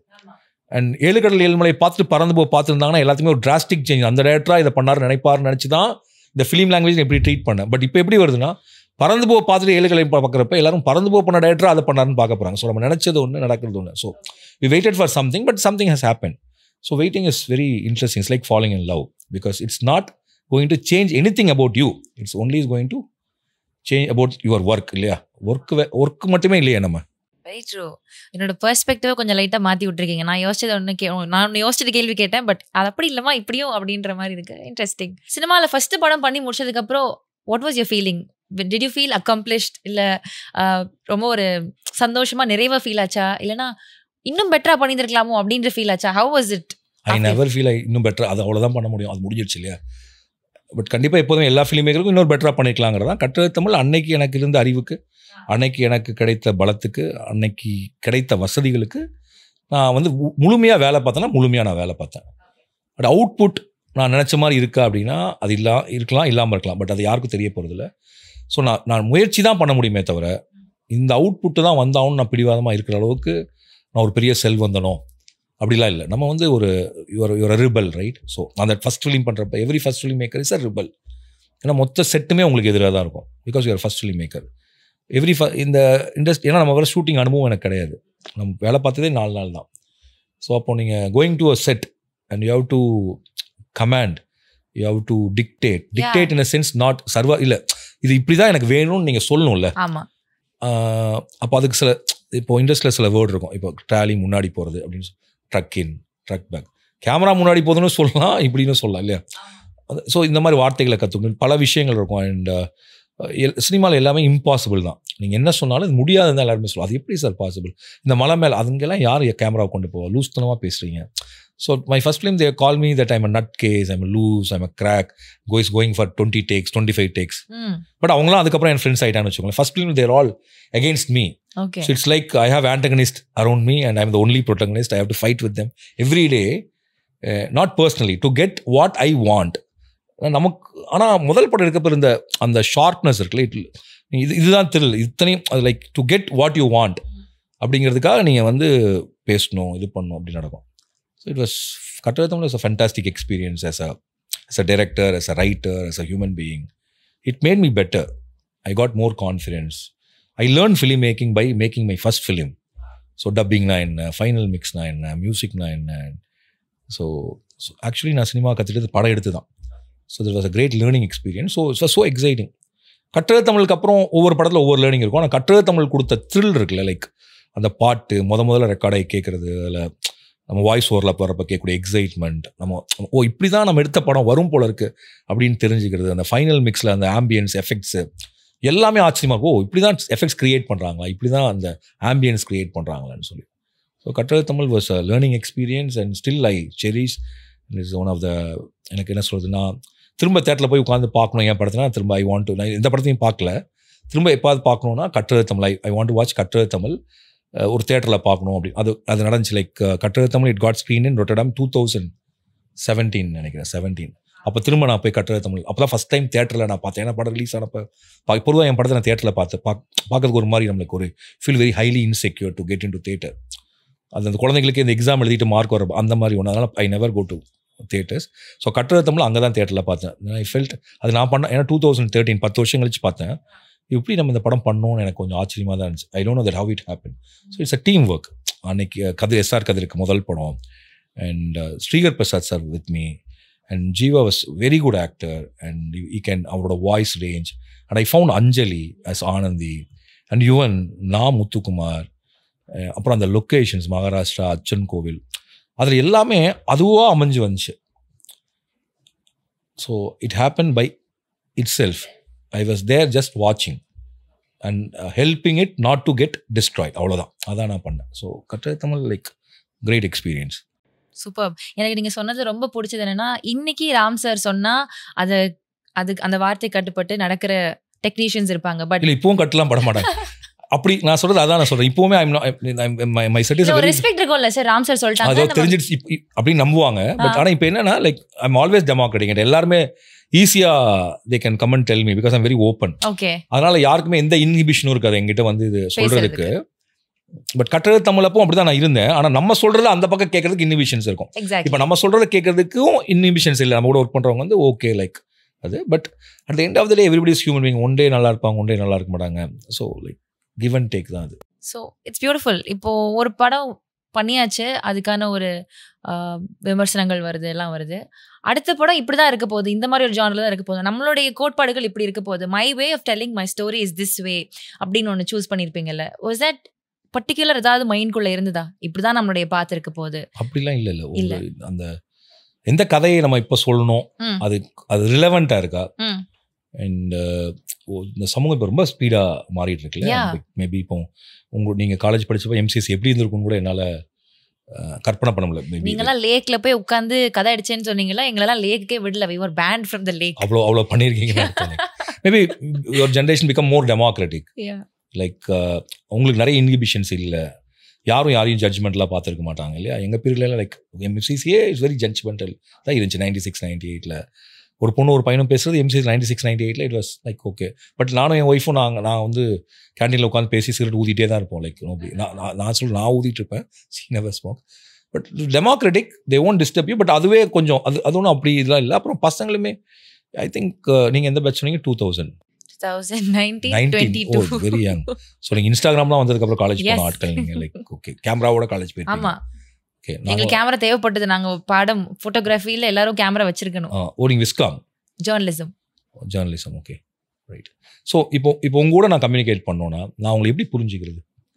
உங்க பேர் இப்போ ஆஞ்சலின், இப்போ நீங்கள் இருக்கீங்க, நான் உங்களை என்னன்னு சொல்லி நான் இப்போ உங்களை மாதிரி ஒரு கதாபாத்திரம் நான் யோசிக்கிறேன். 2019 லாக்டவுனில் படிச்சுட்டு வந்திருக்கக்கூடிய ஒரு பெண், இவங்க இந்த விஷயத்தை பற்றி எப்படி யோசிப்பாங்க அப்படின்னு எனக்கு எப்படி புரியும்? அப்போ I should be always like ready to unlearn. இல்லையா? எனக்குன்னு ஒரு கோட்பாடு ஐடியாலஜி இஸ் வெரி சிம்பிள். அது ஒன்றும் பெரியதில் இல்லை. நம்ம ஒரு மானுடவியல் சார்ந்த மானுட அரசியல் சார்ந்தா பேச போகிறோம். We are not going to do something against human. அப்படி ஒரு கதையை யோசிக்கல. நம்ம மானுட நலன் பேணக்கூடிய கதைகளை தான் நம்ம யோசிக்கிறோம். ஸோ அது மாற போகிறதில்ல. ஆனால் இன்றைக்கி இருக்க உலகம் மாறிட்டே இருக்குது. அப்போ அதை நான் எப்படி புரிஞ்சுக்கிறது? அப்போ நான் என் மகள்கிட்ட இருந்தோம், என் மகன்கிட்ட இருந்தோம், அவங்க கூப்பிட்டு வரக்கூடிய ஃப்ரெண்ட்ஸ்ட்டு இருந்தோம், என் அசிஸ்டன்ஸ்ட்டு இருந்தோம். என்னோடய அசிஸ்டன்ஸ்லாம் என்னை வந்து முட்டாளன்னு கூட சொல்லுவானுங்க. ஏன்னா அவங்களாம் இப்போ 23, 24 தே வே ஆஃப் அண்டர்ஸ்டாண்டிங். ஒரு டயலாக் எழுதுறதே கிரிஞ்சு, இல்லாட்டி இது வந்து ரொம்ப செக்ஸிஸ்டாக இருக்குது, இப்படி எழுதக்கூடாது, ஒரு பெண் இப்படி பேசக்கூடாது, பெண்ணை இப்படி காட்டக்கூடாது, இப்படி நிறைய இன்றைக்கி வந்து லைக் தேர் வெரி பிரில்லியன்ட். லைக் இன்றைக்கி வந்து தேர் டாக்கிங் அபவுட் மேல் கேஸ். ஒரு ஷார்ட்டை ஏன் நம்ம வைக்கக்கூடாது, என்ன மாதிரி காஸ்டியூம் போடும், இப்படி இவ்வளோ interactions. Like they're coming with lot of new things which is very encouraging, very positive, which is very progressive, right? So how to unlearn myself? Wow. That's how I do. I always unlearn myself from one movie to another movie. I don't want to repeat myself, and I want to have the same thrill again and again when I feel that இப்போ என்னோட படத்தை வந்து என் பையன் பார்த்து நல்லா இருக்குன்னு சொன்னானா I get excited. இல்லை, அதான் எனக்கு வேணும். பிகாஸ் when I'm making பறந்து இன்னைக்கு இருக்கக்கூடிய ஒரு 8-9 வயசு பையனுக்கு இருந்து நான் ஒரு படம் பண்ணுறேன்னா இன்னைக்கு இருக்க 8-9 வயசு பையன் அதை கனெக்ட் பண்ணுறானா ஒத்துக்கிறானாங்கிறதா எனக்கு இருக்க சேலஞ்ச். எஸ், அது பேரண்ட் படமாக நல்லா இருக்கு நல்லா இல்லை அது அடுத்தது இல்லையா? ஸோ இந்த படம் அப்படி இருக்கும். 7 கடல் 7 மலை இட்ஸ் லைக் வெரி எப்படி சொல்லலாம், ஒரு நான் பண்ணாத ஒரு ஜேர்னலில் ஒரு fantasy period and heart hitting and humour எல்லாத்தையும் கலந்து ஒரு செட்டுக்குள்ளே வேலை பார்க்குற ஒரு வசதி வந்து 7 கடல் 7 மலையில் கிடச்சிது. 7 கடல் 7 மலையில் எவ்வளோ க்ரீடியாக நான் இருந்தேன்னா, இப்போ காத்தடிக்கணும், இப்போ மழை பெய்யணும்னா பழை பெய்யணும், அப்போ சிவப்பு கலர் ரைட் அப்படின்னு அந்த அளவுக்கு நானும் எங்கள் டைரக்ஷன் டிபார்ட்மெண்ட்டே க்ரீடி ஆகிட்டோம். அன்றைக்கி எங்கள்கிட்ட மாட்டின கேமராமேன் டிபார்ட்மெண்ட், ஆர்ட் டிபார்ட்மெண்ட்லாம் செத்தாங்க. பட் பறந்து எப்படி இருந்துச்சுன்னா, ஒரு ஷார்ட் அழகாக, சார் ஏன் சார் அழகாக வைக்கிறீங்க, ப்ளீஸ் சாதாரண வைங்க. Directly opposite. நம்ம டெக்கரேட்டிவாக எதையுமே பண்ணிட வேண்டாம், ட்ரை டு பி மினிமலைஸ். இதை ஏன் நம்ம ஒருத்தர் எமோஷனை போய் நம்ம க்ளோஸில் போக வேண்டாம், நம்ம கதையில் இருக்குது, நம்ம அதை காட்சி மட்டும் படுத்தோம். இப்படி ஒவ்வொரு படத்தில் ஒவ்வொன்றா வந்து நீங்கள் பண்ணிகிட்டே போயிட்டுருக்கீங்க. இப்போது மேபி லைக் இப்போ நான் இந்த பறந்து படத்தை எடுக்கிறப்ப ஐ feel like a father. Like நான் ஒரு 8 வயசு பையனோட அப்பா ஒரு 8 வயசு பையனை பார்க்குறப்ப இன்றைக்கி இருக்கக்கூடிய ஒரு மிடில் கிளாஸ் லைஃப்லேருந்து அப்ரோச் பண்ணால் என்ன இருக்கும், அவனுடைய நண்பர்கள் என்ன நினச்சாங்க, அப்புறம் அது தொடர்பாக நம்ம பண்ண ரிசர்ச், இதுலேருந்து தான் அப்போ ஒரு கதையை நம்ம படத்தை உருவாக்குறோம். ஒவ்வொரு படத்துக்கும் நீங்கள் படிக்க ஆரம்பிக்கிறீங்க. ஒவ்வொரு படத்துலையும் நீங்கள் என்ன படித்து என்ன கற்றுக்கிறீங்கன்னா, நீ நினைக்கிறது தப்புன்னு கற்றுக்கிறீங்க. அதான் that's how you evolve, you grow, are you are being in the present. இப்போ இந்த லேர்னிங் அன்லேர்னிங் பற்றி சொன்னீங்கல்ல sir, what from where you inspire, from where you get inspired? இப்போ ஒரு கதையோடைய நாட் எங்கேருந்து வரும்? ஒரு படத்தை பார்த்து பிக்சர்லேருந்து ஏதாவது ஒரு எடுப்பீங்களா, இல்லை ஒரு ஒன்லைன்லேருந்து டெவலப் பண்ணுறதா, இல்லை ஒரு கவிதையிலேருந்து புக்கில் இருந்தா, இல்லை நீங்கள் படித்த புக்குடைய கேரக்டர்ஸில் இருந்தா, where you exactly draw inspirations from for films? இப்போ இந்த பறந்து போட இன்ஸ்பிரேஷன் எதுவாக இருந்தது? இப்படி ஒவ்வொரு படத்துக்கு ஒவ்வொன்று அதுக்கு ஒரு இதுக்குள்ளே அடக்க முடியாதுன்னு நான் நினைக்கிறேன். ஒவ்வொரு படமும் அதோட வகையில் அதுக்கான இன்ஸ்பிரேஷன் ஏதாவது ஒரு இடத்துல வரும். பறந்து of course my son. Okay. But அவன் பண்ணதெல்லாம் நம்ம சொன்னால் அவன் என்ன கொள்ளுவான், like that's is personal things. But அதுக்கும் இந்த படத்துக்கும் எந்த சம்மந்தமும் இல்லை. பட் இந்த conversation what I had with him, அதுக்கப்புறம் எனக்கு வந்து ஒரு ஹாப்பி ஃபீல் குட் ஹியூமர் பண்ணணும், அந்த ஜேர்னரில் பண்ணுறோம் அப்படிங்கிற அந்த ஜேர்னர் ஒன்று இன்ஸ்பிரேஷனாக. இதான் நான் வந்து ஒரு கவிதை படித்தேன், எஸ்தோனியா கவிதை. அது கிட்டத்தட்ட இந்த கதைக்கும் அதுக்கு சம்மந்தம் இல்லை. ஆனால் அது உருவாக்குன அந்த இமேஜ் வந்து ரொம்ப நாள் இருந்துச்சு. அந்த கவிதை என்னென்னா, ஒரு பனி பெய்கிற ஒரு மாலையில் இரவு இன்னும் ஆரம்பிக்கல. அப்போ ஒரு அப்பாவும் ஒரு 8 வயசு பையனும் அவங்களுடைய அப்பாவுடைய நண்பர் வீட்டிலேருந்து கிளம்பி அவங்க வீட்டுக்கு போகிறாங்க. எங்கேயோ சாப்பிட வந்தவங்க திரும்பி போகிறப்ப தூரத்தில் வானத்தில் நிலா வந்துருச்சு, அந்த மேற்கு வானத்தில். அப்போ அவங்க அப்பா வந்து அந்த நிலாவை எப்படி கும்பிடணும் வணங்கணும்னு அந்த பையனுக்கு சொல்லித்தரார். ஐ திங்க் 1940s எழுதின கவிதையோ அப்படின்னு நினைக்கிறேன். அப்படின்னு கும்பிட சொல்லித்தராரு. அந்த பையனும் கும்பிட்றான். கும்பிட்டு அவன் கேட்குறான், அப்பா இங்கேருந்து நிலாவுக்கு போகிற தூரம் நம்ம இங்கேருந்து நம்ம வீட்டுக்கு போகிற தூரம் இருக்குல்ல, அவ்வளோதானே இருக்கும்னு கேட்குறான். ஸோ அப்பா சொல்கிறேன், இல்லைடா அது ரொம்ப தூரத்தில் இருக்குது, பார்க்குறதுக்கு தான் அப்படி இருக்கே தவிர யோசிப்பார், அது ரொம்ப பெருசு, ரொம்ப விஞ்ஞானபூர்வமாக சொல்லி நம்ம நடக்க ஆரம்பித்தோன்னா பல மைல்களை பல ஆண்டுகள் பல லட்சாண்டுகள் நடந்தாலும் கூட போக முடியாத ஒரு தூரத்தில் நிலா இருக்குது அப்படின்னு சொல்லுவார். அந்த பையன் அப்பாட ஆர்கியூ பண்ண மாட்டான். ஆனால் அவங்க அப்பா சொன்னது மேலே அவனுக்கு ஒரு பெரிய நம்பிக்கை இருக்க மாதிரிலாம் தெரியாது. இப்போ அவங்க இருட்டிக்கு 1 மணி நேரம் நடந்து அவங்க வீட்டுக்கு வந்து சேர்றாங்க. அவங்க வீட்டுக்கு மேலே நிலா இருந்துச்சு வானத்தில். ஸோ அந்த பையன் சொன்ன மாதிரி அந்த நிலா அவங்க வீட்டுக்கு மேலே தான் இருந்துச்சு. அப்போ குழந்தைங்க இவ்வளோ தான் யோசிக்கிறாங்க, நிலா எங்கே இருக்குன்னா அது வீட்டுக்கு மேலே இருக்குது. ஆனால் பெரியவர்கள் நிலாவுக்கு போய் சேர்றதை பற்றி சொல்கிறோம். அவன் நிலாவுக்கு போகிறதுக்கு எவ்வளோ தூராங்கன்னா அவன் தான் சொல்கிறான். ஸோ அந்த குழந்தைகள் யோசிக்கிறது வந்து ரொம்ப தர்க்கமற்று, ரொம்ப இயல்பாக, ரொம்ப மகிழ்ச்சியாக இருக்கப்போ நம்ம அடல்ட்ஸ் வந்து நம்ம ரொம்ப எல்லாத்தையுமே லாஜிக்காகவே தான் நம்ம பிலீவ் பண்ணுறோம். அண்ட் ஸோ இந்த ஒரு குழந்தைகள் உலகத்துக்கும் ஒரு அடல்ட் உலகத்துக்கும் இருக்கக்கூடிய அந்த தர்க்கங்களை, லாஜிக்ஸை அவங்க எப்படி யூஸ் பண்ணுறாங்க, நம்ம எப்படி யூஸ் பண்ணுறோம் இப்படிங்கிற கான்ஃப்ளிக்ட் இந்த கதைக்குள்ளே ஒன்றா இருக்குது. அப்போ அவங்களுடைய ப்ரியாரிட்டி என்ன, அவங்க என்ன கேட்குறாங்க. உதாரணத்துக்கு இன்னொரு கவிதை இருக்குது இதே மாதிரி, ஹோலப்னுடைய ஒரு செக் போயிட்டுன்னு நினைக்கிறேன். அவர் எழுதின கவிதையும் கிட்டத்தட்ட இந்த குழந்தைகள் உலகத்தை பற்றி சொல்லக்கூடிய ஒரு கவிதை தான். நான் சும்மா அந்த கவிதை உங்கள்கிட்ட சொல்கிறேன், உங்களுக்கு என்ன தோணுதுன்னு சொல்லுங்கள். ஒரு கிளாஸ் நடந்துட்டு இருக்கு, ஒரு ஹிஸ்ட்ரி கிளாஸ். ஒரு 20-25 பசங்க உட்காந்துட்டு இருக்காங்க. அந்த டீச்சர் வந்து ஒரு சொல்கிறாரு, ஒரு உங்களுக்குலாம் நெப்போலியன் போனபட் யாருன்னு தெரியுமா அப்படின்னு கேட்குறாரு. நிறைய பேருக்கு தெரியல. அவர் ஒரு கிங். Okay, king. அவர் என்ன பண்ணார் அப்படின்னு கேட்குறாரு. அவர் எப்போ பிறந்தார் அது மாதிரி ஏதோ கேட்குறாங்க. யாருக்கும் தெரியல. அப்புறம் ஆஸ்திரேலியா அதை சொன்னார். அதுக்கப்புறம் அவர் என்ன பண்ணார், நான் சில பேர் சொன்னாங்க வந்து அவர் போர் பண்ணாருப்பார், ஜெயிச்சிருப்பார், வச்சிருப்பார்.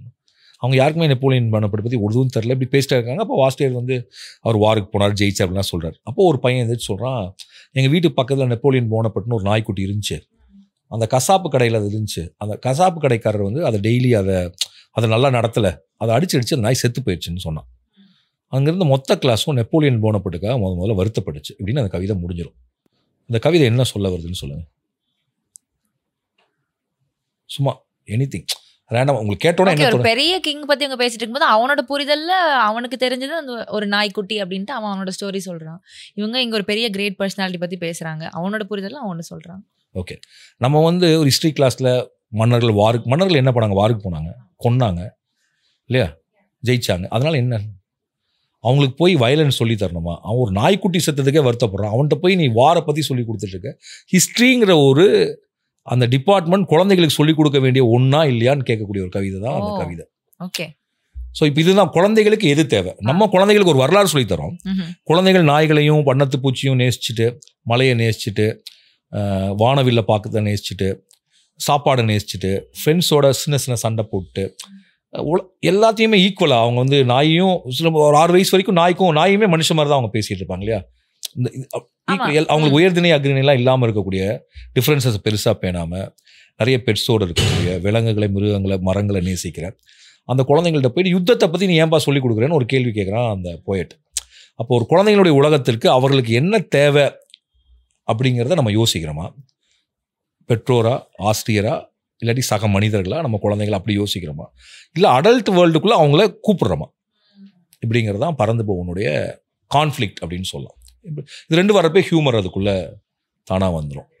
அப்புறம் ஒரு ஜன்னலில் சின்னஞ்சிறு சிறுமியின் டோட்டாஸான்னு ஒரு நாவல், ஒரு மஸ்ட் ரீட். அதில் ஒரு சேட்டக்கார ஒரு பொண்ணு வருவா. ஐ திங்க் அது ரியல் லைஃப் ஸ்டோரின்னு நினைக்கிறேன். அவங்க நோபல் பரிசு வாங்கின ரைட்டராக மாறி இருப்பாங்க. அது ஸ்கூலே ரொம்ப நல்லாயிருக்கும். அவங்க எப்படி சொல்லுவாங்கன்னா, நாளைக்கு சாப்பாடு எங்கேருந்து கொண்டு வாங்கன்னா, மலைகளிலிருந்து கொஞ்சம் கொண்டு வாங்க, கடல்லேருந்து கொஞ்சம் கொண்டு வாங்க, காட்டிலேருந்து கொஞ்சம் கொண்டு வாங்கன்னு சொல்லுவாங்க. மலையிலேருந்து கொஞ்சம் கொண்டு வாங்கன்னா கேரட்டு, பீட்ரூட் இதெல்லாம் எடுத்து வரணும். கடல்லேருந்துனா மீன் கொண்டு வரணும். இப்படி ஸோ அது ரயில் பெட்டியில் நடக்கும். ஒரு செகண்ட் வேர்ல்டு வார் டைமில் ஜப்பானில் இருந்த ஒரு ஸ்கூல் அது வந்து ரயில் பெட்டிகளுக்குள்ளேயே நடந்த ஒரு ஸ்கூல்.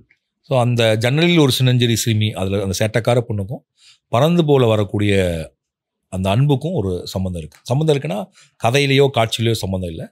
அந்த மாதிரி மனம் உடைய ஒரு குழந்தை தான் அந்த அன்பு அப்படி சொல்லலாம். ஸோ இப்படி வந்துட்டாலே அது நகைச்சுவையும் இதுவும் வந்துடும். குழந்தைங்களை வச்சு படம் பண்ணாலே அது மகிழ்ச்சியாக தான் இருக்கும். அண்ட் எனக்கு வந்து குழந்தைங்களோட ஒர்க் பண்ணுறது ரொம்ப பிடிக்கும். So it's like fun. And I heard you are a very humorous person. அப்படியா? நல்ல விஷயம் தான். நல்ல விஷயம் தான். தப்பா சொல்லல. தப்பா சொல்லல. உங்களுடைய கதைகளில் பெரும்பாலும் அந்த அப்பாக்கும் குழந்தைக்குமான உறவு வந்து ரொம்ப பியூட்டிஃபுல்லாக எடுத்து காமிச்சிருப்பீங்க. உங்களுக்கும் உங்கள் அப்பாக்குமான உறவு எப்படிப்பட்டதாக இருந்தது சின்ன வயசுல இருந்து and till now? I think நான் கிட்டத்தட்ட சொல்லிட்டேன் நினைக்கிறேன். அப்பா is very democratic father, very friendly father. Yeah. அப்பா கிட்ட பார்த்து நீங்கள் வியந்த விஷயங்கள் என்ன? எங்கள் அப்பா கிட்ட பார்த்த விஷயம் என்னன்னா, அவர் வந்து கேள்வியை வந்து கேட்கவே மாட்டார். உதாரணத்துக்கு நான் வந்து வென்ட் ஃபார் அ ட்ராவல், திரும்பி வந்தேன், எங்கள் அப்பாட்ட சொல்லலாம் இல்லை. It's like 15 years old. அந்த 12th நீங்கள் போனீங்களே அந்த மாதிரி சொல்லலாம். அவர் இன்னைக்கு வரைக்கும் என்கிட்ட எங்கே போனேன், எதுக்கு போனேன் அப்படின்னு கேட்டதே கிடையாது. he never asked me questions. இந்த மாதிரி அதாவது ரொம்ப இன்குஸ்டிவாக நம்மளை ஒரு குற்ற உணர்ச்சிக்கு உட்படுத்துகிற மாதிரி அப்படிப்பட்ட கேள்விகளோ அப்படிப்பட்ட சுச்சுவேஷன்ஸையோ அவர் கிரியேட் பண்ணவே மாட்டார். ஆனால் I never argued with my dad. நான் நினச்சேன் நான் ஆர்கியூ பண்ணாமல் இருக்கேன். யோசிச்சு பார்த்தா எங்கள் அப்பா எங்கிட்ட கான்ஃப்ளிக்டே கிரியேட் பண்ணாதனால நான் ஆர்கியூ பண்ணாமல் இருந்திருக்கேன். And so is a very democratic father. I love him a lot. அதான் அப்பா சொல்லலாம். அப்புறம் இப்போ வரைக்குமே like is happy about me நினைக்கிறேன். He should be happy about me. And ஆனால் அவரோட இப்போ டைம் ஸ்பெண்ட் பண்ணுறது தான், இப்போ என் பையனோட டைம் ஸ்பெண்ட் பண்ணுறது அதிகமாக இருக்குது, அவரோட டைம் ஸ்பெண்ட் பண்ணுறது கம்மியாக இருக்குது. But and he played a very important role in my life. Like எனக்கு இருக்கக்கூடிய நம்பிக்கைக்கு, எனக்கு ரொம்ப உற்சாகமாக நான் இருக்கிறதுக்கு அவர் கொடுத்த அந்த குழந்தை பருவத்தில் நான் எங்கள் அப்பா அம்மா சண்டை போட்டு பார்த்ததே கிடையாது. I never seen them fighting even once. So அவங்களுக்குள்ள கான்ஃப்ளிக்ட் இல்லாமல் இருந்திருக்காதுல்ல, கண்டிப்பாக இருந்திருக்கும். ஆனால் அவங்க குழந்தைகள் முன்னாடி அதை காட்டிக்கிட்டதே கிடையாது. ஸோ அது எப்படின்னு தெரில. லைக் இட்ஸ் வெரி அது எப்படி பண்ணாங்கன்னு தெரியல. It's magic of them. Okay, now how are you as a dad? ஒரு அப்பாவா உங்களுடைய... ஆமாம், எங்கள் அப்பா அளவுக்கு நான் அவ்வளோ democratic like I'm not strict father, but I know what is doing. I want to know where is what is doing. ஏன்னா இன்றைக்கி வேர்ல்டு இஸ் லைக் கொஞ்சம் டஃப்பாக தான் இருக்குது. முன்னாடி டிராஃபிக் எப்படி கம்மியாக இருக்கப்போ ஈஸியாக ஸ்கூலுக்கு அனுப்புகிறாங்க. இப்போ traffic is huge, right? So you should be double careful. So எனக்கு தெரிஞ்சு நான் இல்லை, எங்கள் ஜெனரேஷனில் இருக்க எல்லா அப்பாக்களுமே கொஞ்சம் அந்த அப்பாக்களை விட பையங்களை கட்டி பிடிக்கிறோம், முத்தம் கொடுக்குறோம், கடிக்கிறோம், விளையாடுறோம், ஓடுறோம், எல்லாம் பண்ணுறோம். மை ஃபாதர் எங்கள் அப்பாவோட ஜென்ரேஷனில் பெருசாக ஹக் பண்ண மாட்டாங்க, ஐ லவ் யூன்னு சொல்லிக்க மாட்டாங்க. இப்போ நம்ம டெய்லி பையன் ஐ லவ் யூ அப்படின்னு சொல்லிக்கோ, அவன் அதெல்லாம் நடக்கும். ஆனால் அதுக்கு தாண்டி நமக்குள்ளே அவன் கண்ணுக்கு தெரியாத ஒரு நம்ம வச்சுருப்போம், அவன் எங்கே போகிறான், என்ன பண்ணுறான்னு. Because we never know what they see what. அதனால் ஐ திங்க் ஒரு பெரிய ஷிஃப்ட் நடந்திருக்குன்னு நினைக்கிறேன் அந்த பேரண்டிங்கில். இப்போ இருக்கக்கூடிய fathers are more insecured about எப்படி குழந்தைய பார்த்துக்கிறதுங்கிறத பற்றி ஒரு பெரிய ஒரு அவேர்னஸ் இருக்குது. அதனால் கொஞ்சம் இன்க்யூசிட்டிவாகவும் இதுவாகவும் இருக்கும், not like very democratic. So இதை சொல்லலாம். எனக்கு தெரிஞ்சு எல்லோரும் என்ன சொல்லுவாங்கன்னா ஃப்யூச்சர் போக டெமோக்ராட்டிக் ஆவாங்கன்னு. ஆனால் இப்போ இருக்கக்கூடிய அப்பாக்கள் என்னோட அண்டர்ஸ்டாண்டிங்கில் என் ஃப்ரெண்ட்ஸ்லாம் பார்க்குறேன், எங்கள் ஃப்ரெண்ட்ஸோட எல்லா அப்பாக்களும் டெமோக்ராட்டிக் தான் இருந்தாங்க. இப்போ எல்லா ஃப்ரெண்ட்ஸுமே கொஞ்சம் டூ மச் ஆஃப் பேரண்டிங்காக தான் இருக்குது அப்படின்னு நினைக்கிறேன். ஓகே, அண்ட் இப்போ எப்படி அப்பா பற்றி கேட்டணும், அதே மாதிரி குழந்தைங்க பற்றி I think you are very right to answer. Because over the ages you been working with lot of children. நீங்கள் முதல் 2-3 படங்களில் ஒர்க் பண்ண குழந்தைங்களுக்கும் இப்போ பறந்து போல ஒர்க் பண்ணுற இந்த குட்டி பையனுக்கும் உள்ள டிஃப்ரென்ஸ் என்னவா இருக்கு? எல்லாம் ஒன்றா தான். கட்டுரை தமிழில் குழந்தைய நடித்த பையனுக்கு இப்போ நாளைக்கும் கல்யாணம். அண்ட் தங்க மீன்கள் நடிச்சுட்டு பேரும் நடித்தவ இப்போ பேரும் நடித்ததுக்கப்புறம் அவளுக்கு அந்த ஸ்பெஷல் சில்ட்ரன் மேலே interest she went to London to study occupation therapy.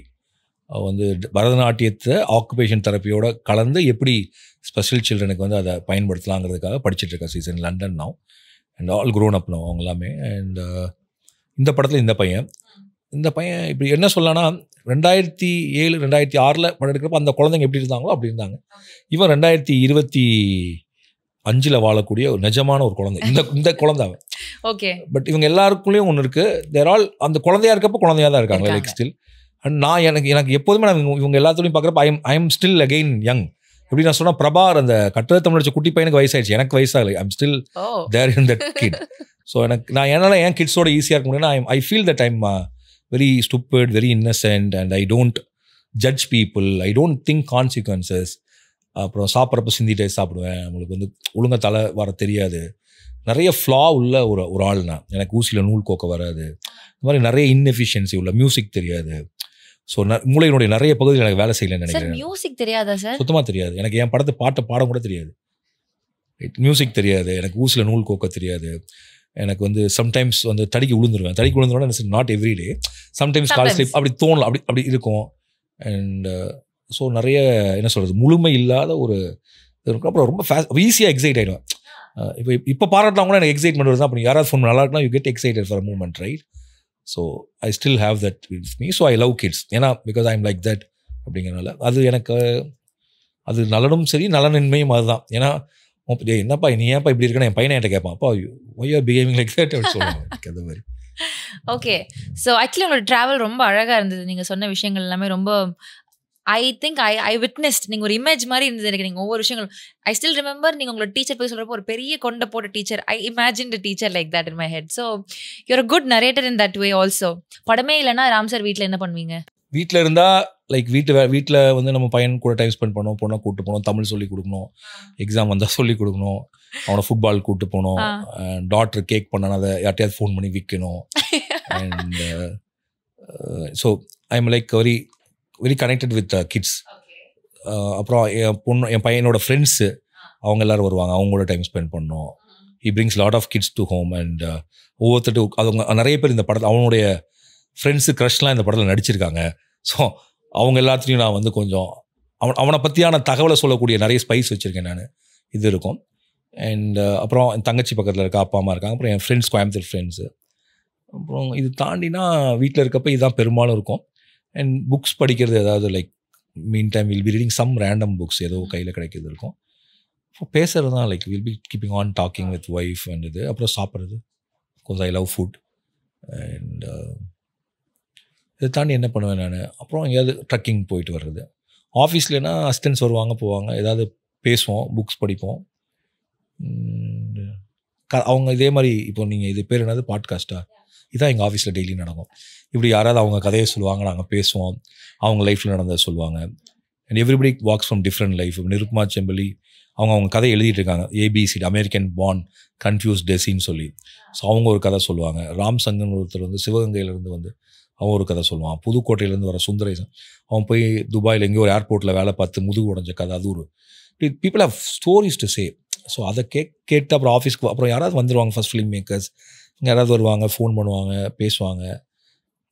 It's busy, but எந்த வேலையும் பண்ணிருக்க மாட்டோம், பிஸி. அப்புறம் நடுவில் எப்போதாவது சும்மா இந்த பண்ணாத நிறைய கதை இருக்கும்ல, சும்மா டெய்லி ஒரு கதை வரும்ல, அதை சொல்லிவிட்டு அன்னைக்கு நம்ம எல்லாத்தையும் படமாக எடுத்துட முடியாது. ஆனால் பட் உங்களுக்கு ஒரு எக்ஸைட் பண்ணக்கூடிய தாட்ஸ் வரும், அதை அன்னைக்கு சொல்லி அன்னையோட முடிஞ்சிடும். ஏன்னா அந்த டீமோடு அது முடிஞ்சிடும். ஸோ அது ஒன்று இருக்கும். அப்புறம் செலவு கணக்கு, எப்படியும் மாதம் வாடகை கட்டுறது, அந்த விஷயங்கள் வரும். புக்ஸ் படிக்கிறது, சினிமா பார்க்குறது, சினிமா பற்றி பேசுகிறது, சினிமா நண்பர்கள்ட்ட அதை பற்றி பேசுறது.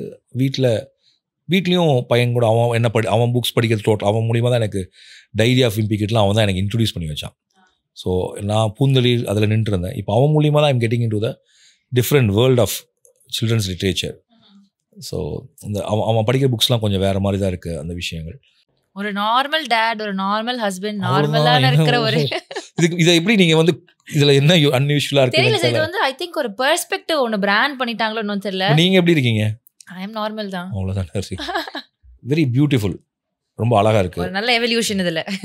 ஆமாம், ரொம்ப சந்தோஷமாக இருக்கும்ல. யூ நெவர் நோ தட் மாரி செல்வராஜுக்கு ஒரு பையன் பிறப்பான், அவன் இப்படி ஒரு அட்டூழியம் பண்ணுவான், அவன் நம்மளுக்கு இது சொல்லுவான். யூ நெவர் நோ தட் இல்லையா? It's very cute. அவன் பேர் யுவான் அப்படின்னு சொல்லிட்டு, யுவான் ஸ்வாங். அந்த யுவான் ஸ்வாங்லேருந்து அவனுக்கு அந்த யுவான் பேர் வச்சேன் நான். ஸோ அவன் ட்ராவலர் வருவான்னு நினைக்கிறேன். பயங்கர அழகான ஒரு பையன், கண்ணை வச்சு தூள் மாதிரி இருப்பான். ஆமாம், அவன் அக்காவும் அப்படி தான், நவீன்னு சொல்லிட்டு. 2 பேரும் நான் எனக்கு ஸ்ட்ரெஸ்னால் என்ன பண்ணுவேன்னா, அவன் ஒய்ஃப் ஃபோன் பண்ணி அவங்க 2 பேரும் ரீல்ஸ் அனுப்ப சொல்லுவேன். நான் அது பாட்டு பாடி எனக்கு ரீல்ஸ் அனுப்புவாங்க.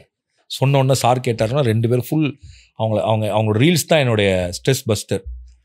அப்படி நிறைய குழந்தைகள் இருக்காங்க அங்கே கோயம்புத்தூரில். அந்த மாதிரி என்னோட அவங்கள்ட்டலாம் கேட்டால் இமீடியட்டாக எனக்கு ஏதாவது பிரச்சனைனா நான் யாருக்கு ஃபோன் பண்ணுவேன்னா, கிட்ஸ் என்னோட பையனோட ஃப்ரெண்ட்ஸ் இருக்காங்கல்ல, அவங்களுக்கு ஃபோன் பண்ணி என்னடா பண்ணுறேன்னா அவனுக்கு கொண்டாந்து பேசினா இல் பி ஆல் ஓகே. அந்த மாதிரி தான். ஸோ நீங்கள் சொன்னது கரெக்டு தான். ஒரு 5 year old, ஒரு 10 year old சைல்டு தான் இல்லை, எனர்ஜி, அந்த எனர்ஜி தான் உள்ள. ஆமாம், இப்போ அர்ஷிதான ஒரு பொண்ணு நடிச்சிருக்கா. அவள் பேசிட்டாலும் எனக்கு ஜாலி ஆகிடுவேன். நான் அவள் ஏதாவது ஒன்று கச்ச கச்சன்னு பேசிகிட்டே இருப்பாள். ஸோ ரொம்ப நான் என்ன போனேன்னு சொல்லுறேன், இப்போ அர்ஷிதாவை கூட்டுவா அப்படின்னு. ஏன்ப்பா என்ன டார்ச்சர் பண்ணேன்னா, அவள் வந்து ஒரு 10 நிமிஷம் பேசிட்டு போனால் இல் ஃபீல் வெரி லைட். அந்த மாதிரி ஆகிடும். சூப்பர். சரி, இப்போ உங்களோட ஃப்ரெண்ட்ஸ் அப்படின்னா, இப்போ இந்த குழந்தைங்க எல்லாம் கிட்ட நல்லா இதாக இருக்கிறீங்க, ஒரு ஜாலியான வைப் இருக்கு. பட் ஃப்ரெண்ட்ஸ்ன்னு இருக்கும்ல, ஒர்க் வைஸாக இருக்கலாம், பர்சனலாக இருக்கலாம். அந்த மாதிரி ஃப்ரெண்ட்ஸ் உங்களோட லைஃப்ல எவ்வளோ இம்பார்ட்டன்ட்? நிறைய பேர் இருக்காங்க, very very important to anybody. But it's not that இன்னைக்கு வந்து நம்ம டெய்லி அவங்கள்ட்ட ஃபோன் பண்ணி பேச முடியாது. பட் உங்களுக்கு தெரியும், இன்னைக்கு இப்படி ஒரு பிரச்சனைனா யாருக்கு ஃபோன் பண்ணணும், உங்களுக்கு சில நண்பர்கள் இருப்பாங்க இல்லையா? ஸோ கண்டிப்பாக தேர் போத். என்னோடய ஃப்ரெண்ட்ஸ் நிறைய ஊரில் இருக்காங்க, all over the world. So I call them when it is needed. It's not that neededனா நம்ம வந்து பணம் கேட்டு அப்படி இல்லை. சடனாக உங்களுக்கு வந்து ஒரு மெமரி வரும். ஸ்கூல் படித்த ஒரு பையனை பற்றி ஒரு மெமரி வந்துச்சுன்னா நைட் ஒரு 2 மணிக்கு ஃபோன் பண்ணிவிட்டு வில் பி டாக்கிங். ஏன்னா இன்றைக்கி வந்து லைக் நான் சொல்கிறேன், you whatever we did in school, நம்ம ஒரு பொண்ணை துரத்தி லவ் பண்ணால் இன்றைக்கி அது காமெடி தானே. லைக் இன்றைக்கி அவங்க எல்லாருமே அவங்க ஃப்ரெண்ட்ஸ். யார் அவங்க குழந்தைங்க எல்லாருமே அவங்க ஃப்ரெண்ட்ஸ். It's a joke. நம்ம அன்றைக்கி வந்து எங்களுக்கு தெரியாது க்ரஷ்னு ஒரு வேர்டு இருக்குன்னு தெரியாது, ஓகே பெஸ்டின்னு ஒரு வேர்டு இருக்குன்னு தெரியாது. ஸோ இன்னைக்கு there's lot of good things happens, right? இது வந்து பாய் பெஸ்டி, இது girl bestie. You're able to differentiate. ஒரு ஆணும் பெண்ணும் வர வேண்டியது வந்து வெறும் காதல் மட்டும் இல்லை, அதில் வெவ்வேறு விஷயங்கள் இருக்குது அப்படிங்கிறது இன்றைக்கி வந்து இட்ஸ் வெரி இன்ட்ரெஸ்டிங். ஸோ இன்றைக்கி வந்து லைஃப் வந்து பிகம் ஒரு 50 வயசுக்கு மேலே நீங்கள் பண்ண எல்லாமே become a very hilarious thing. What ever you did, all your mistakes, every thing is become a அவங்களோட திரும்ப அது கனெக்ட் பண்ணுறதுங்கிறது வந்து ஒரு யானை வலசை பாதையில் வர்ற மாதிரி தான் நினைக்கிறேன் லைஃப். இந்த யானைக்கு பயாலஜிக்கலாக ஒரு மேப் இருக்கும்னு சொல்லுவாங்க, அது வலசை பாதைன்னு சொல்லிட்டு. ஒரு யானை பறக்கிறப்பே அது இந்த ஜாகிரபியில் எந்த மேப்பில் சுற்றிட்டு வருங்கிறது இட்ஸ் மேப்ட் அப்படின்னு. அது யானையினுடைய வலசை பாதை அப்படி போகிறோம். கரெக்டாக இந்த சீசனில் இந்த இடத்த தாண்டி இப்படி தான் போகுமா இப்படின்னு ஒன்று சொல்கிறாங்க. அது மாதிரி வாழ்க்கையும் அப்படி தான் நான் பார்க்குறேன். whoever you meet, they will all come back to you. And however it is, they may be your உங்களுக்கு எதிரானவங்களா இருப்பாங்க, ஆனால் அவங்கள நீங்கள் சந்திப்பீங்க. அவங்களேனா அவங்க கொடுத்துட்டு போன விஷயத்தை சந்திப்பீங்க, அவங்க திரும்ப வருவாங்க, அவங்கள திரும்ப பார்ப்பீங்க. பழசை இப்போ பார்க்குறப்ப சிரிப்பாக இருக்கும், சம்டைம்ஸ் அப்போ சிரிச்சது இப்போ கஷ்டமாக இருக்கும். இப்படி ஏதோ ஒன்று நடந்துகிட்டே இருக்கும். Life is so interesting. நான் எனக்கு அப்படி தான் தோணும். யானையினுடைய வலசப்பாதையும் என்னுடைய வாழ்க்கையும் ஒன்று. ஏன்னா லைஃப்பில் lot of coincidences happen in my life. எப்படி சொல்லலாம், நான் வாழ்க்கையில் எப்போதுமே ரொம்ப கரெக்டான டயத்தில் கரெக்டான நாட்டில் பார்த்துட்டே இருந்திருக்கேன். அதனால நான் தப்பிச்சுட்டே இருக்கேன் அப்படின்னு சொல்லலாம். இல்லாட்டி எங்கள் பாட்டியோட இதில் சொல்கிறது தான், எனக்கு பின்னாடி வந்து எங்கள் வீட்டில் ஒரு பெண் தெய்வம் இருக்குது, அதை நான் பார்த்துட்டு இருக்குன்னு சொல்லுவாங்க. அந்த பெண் தெய்வம் யாருன்னா, நான் சந்தித்த மனிதர்கள் தான். அவங்க கரெக்டான டயத்தில் கரெக்டான நாட்டில் சந்திக்கிறோம். அவங்க ஏதோ ஒன்று சொல்கிறாங்க. அண்ட் அந்த மனிதர்களாகவும் இருக்காங்க. சில சமயம் அவங்க நம்மளுக்கு முன்னாடி வாழ்ந்த ஏதோ ஒரு எழுத்தாளர்களாகவும் இருக்காங்க. இப்போ தாஸ்தவஸ்கி, சிங்கிஸ் ஐத்மாத்தோ, அப்படி இவங்க எல்லாரும் ஏதோ ஒன்று உங்கள்கிட்ட சொல்லிட்டே இருக்காங்க. So you read correct books at right time, you meet correct people at the right time. எல்லாருக்குமே அது நடக்குது. அவங்க தான் they are moving your life and they keep you alive and they give a meaning to you. ஒரு மனுஷனை பாராட்டுறதுக்கே யோசிக்கிற time இல்லைன்னா அவ்வளோ வன்மம் இருக்கிற ஒரு உலகத்துல இல்ல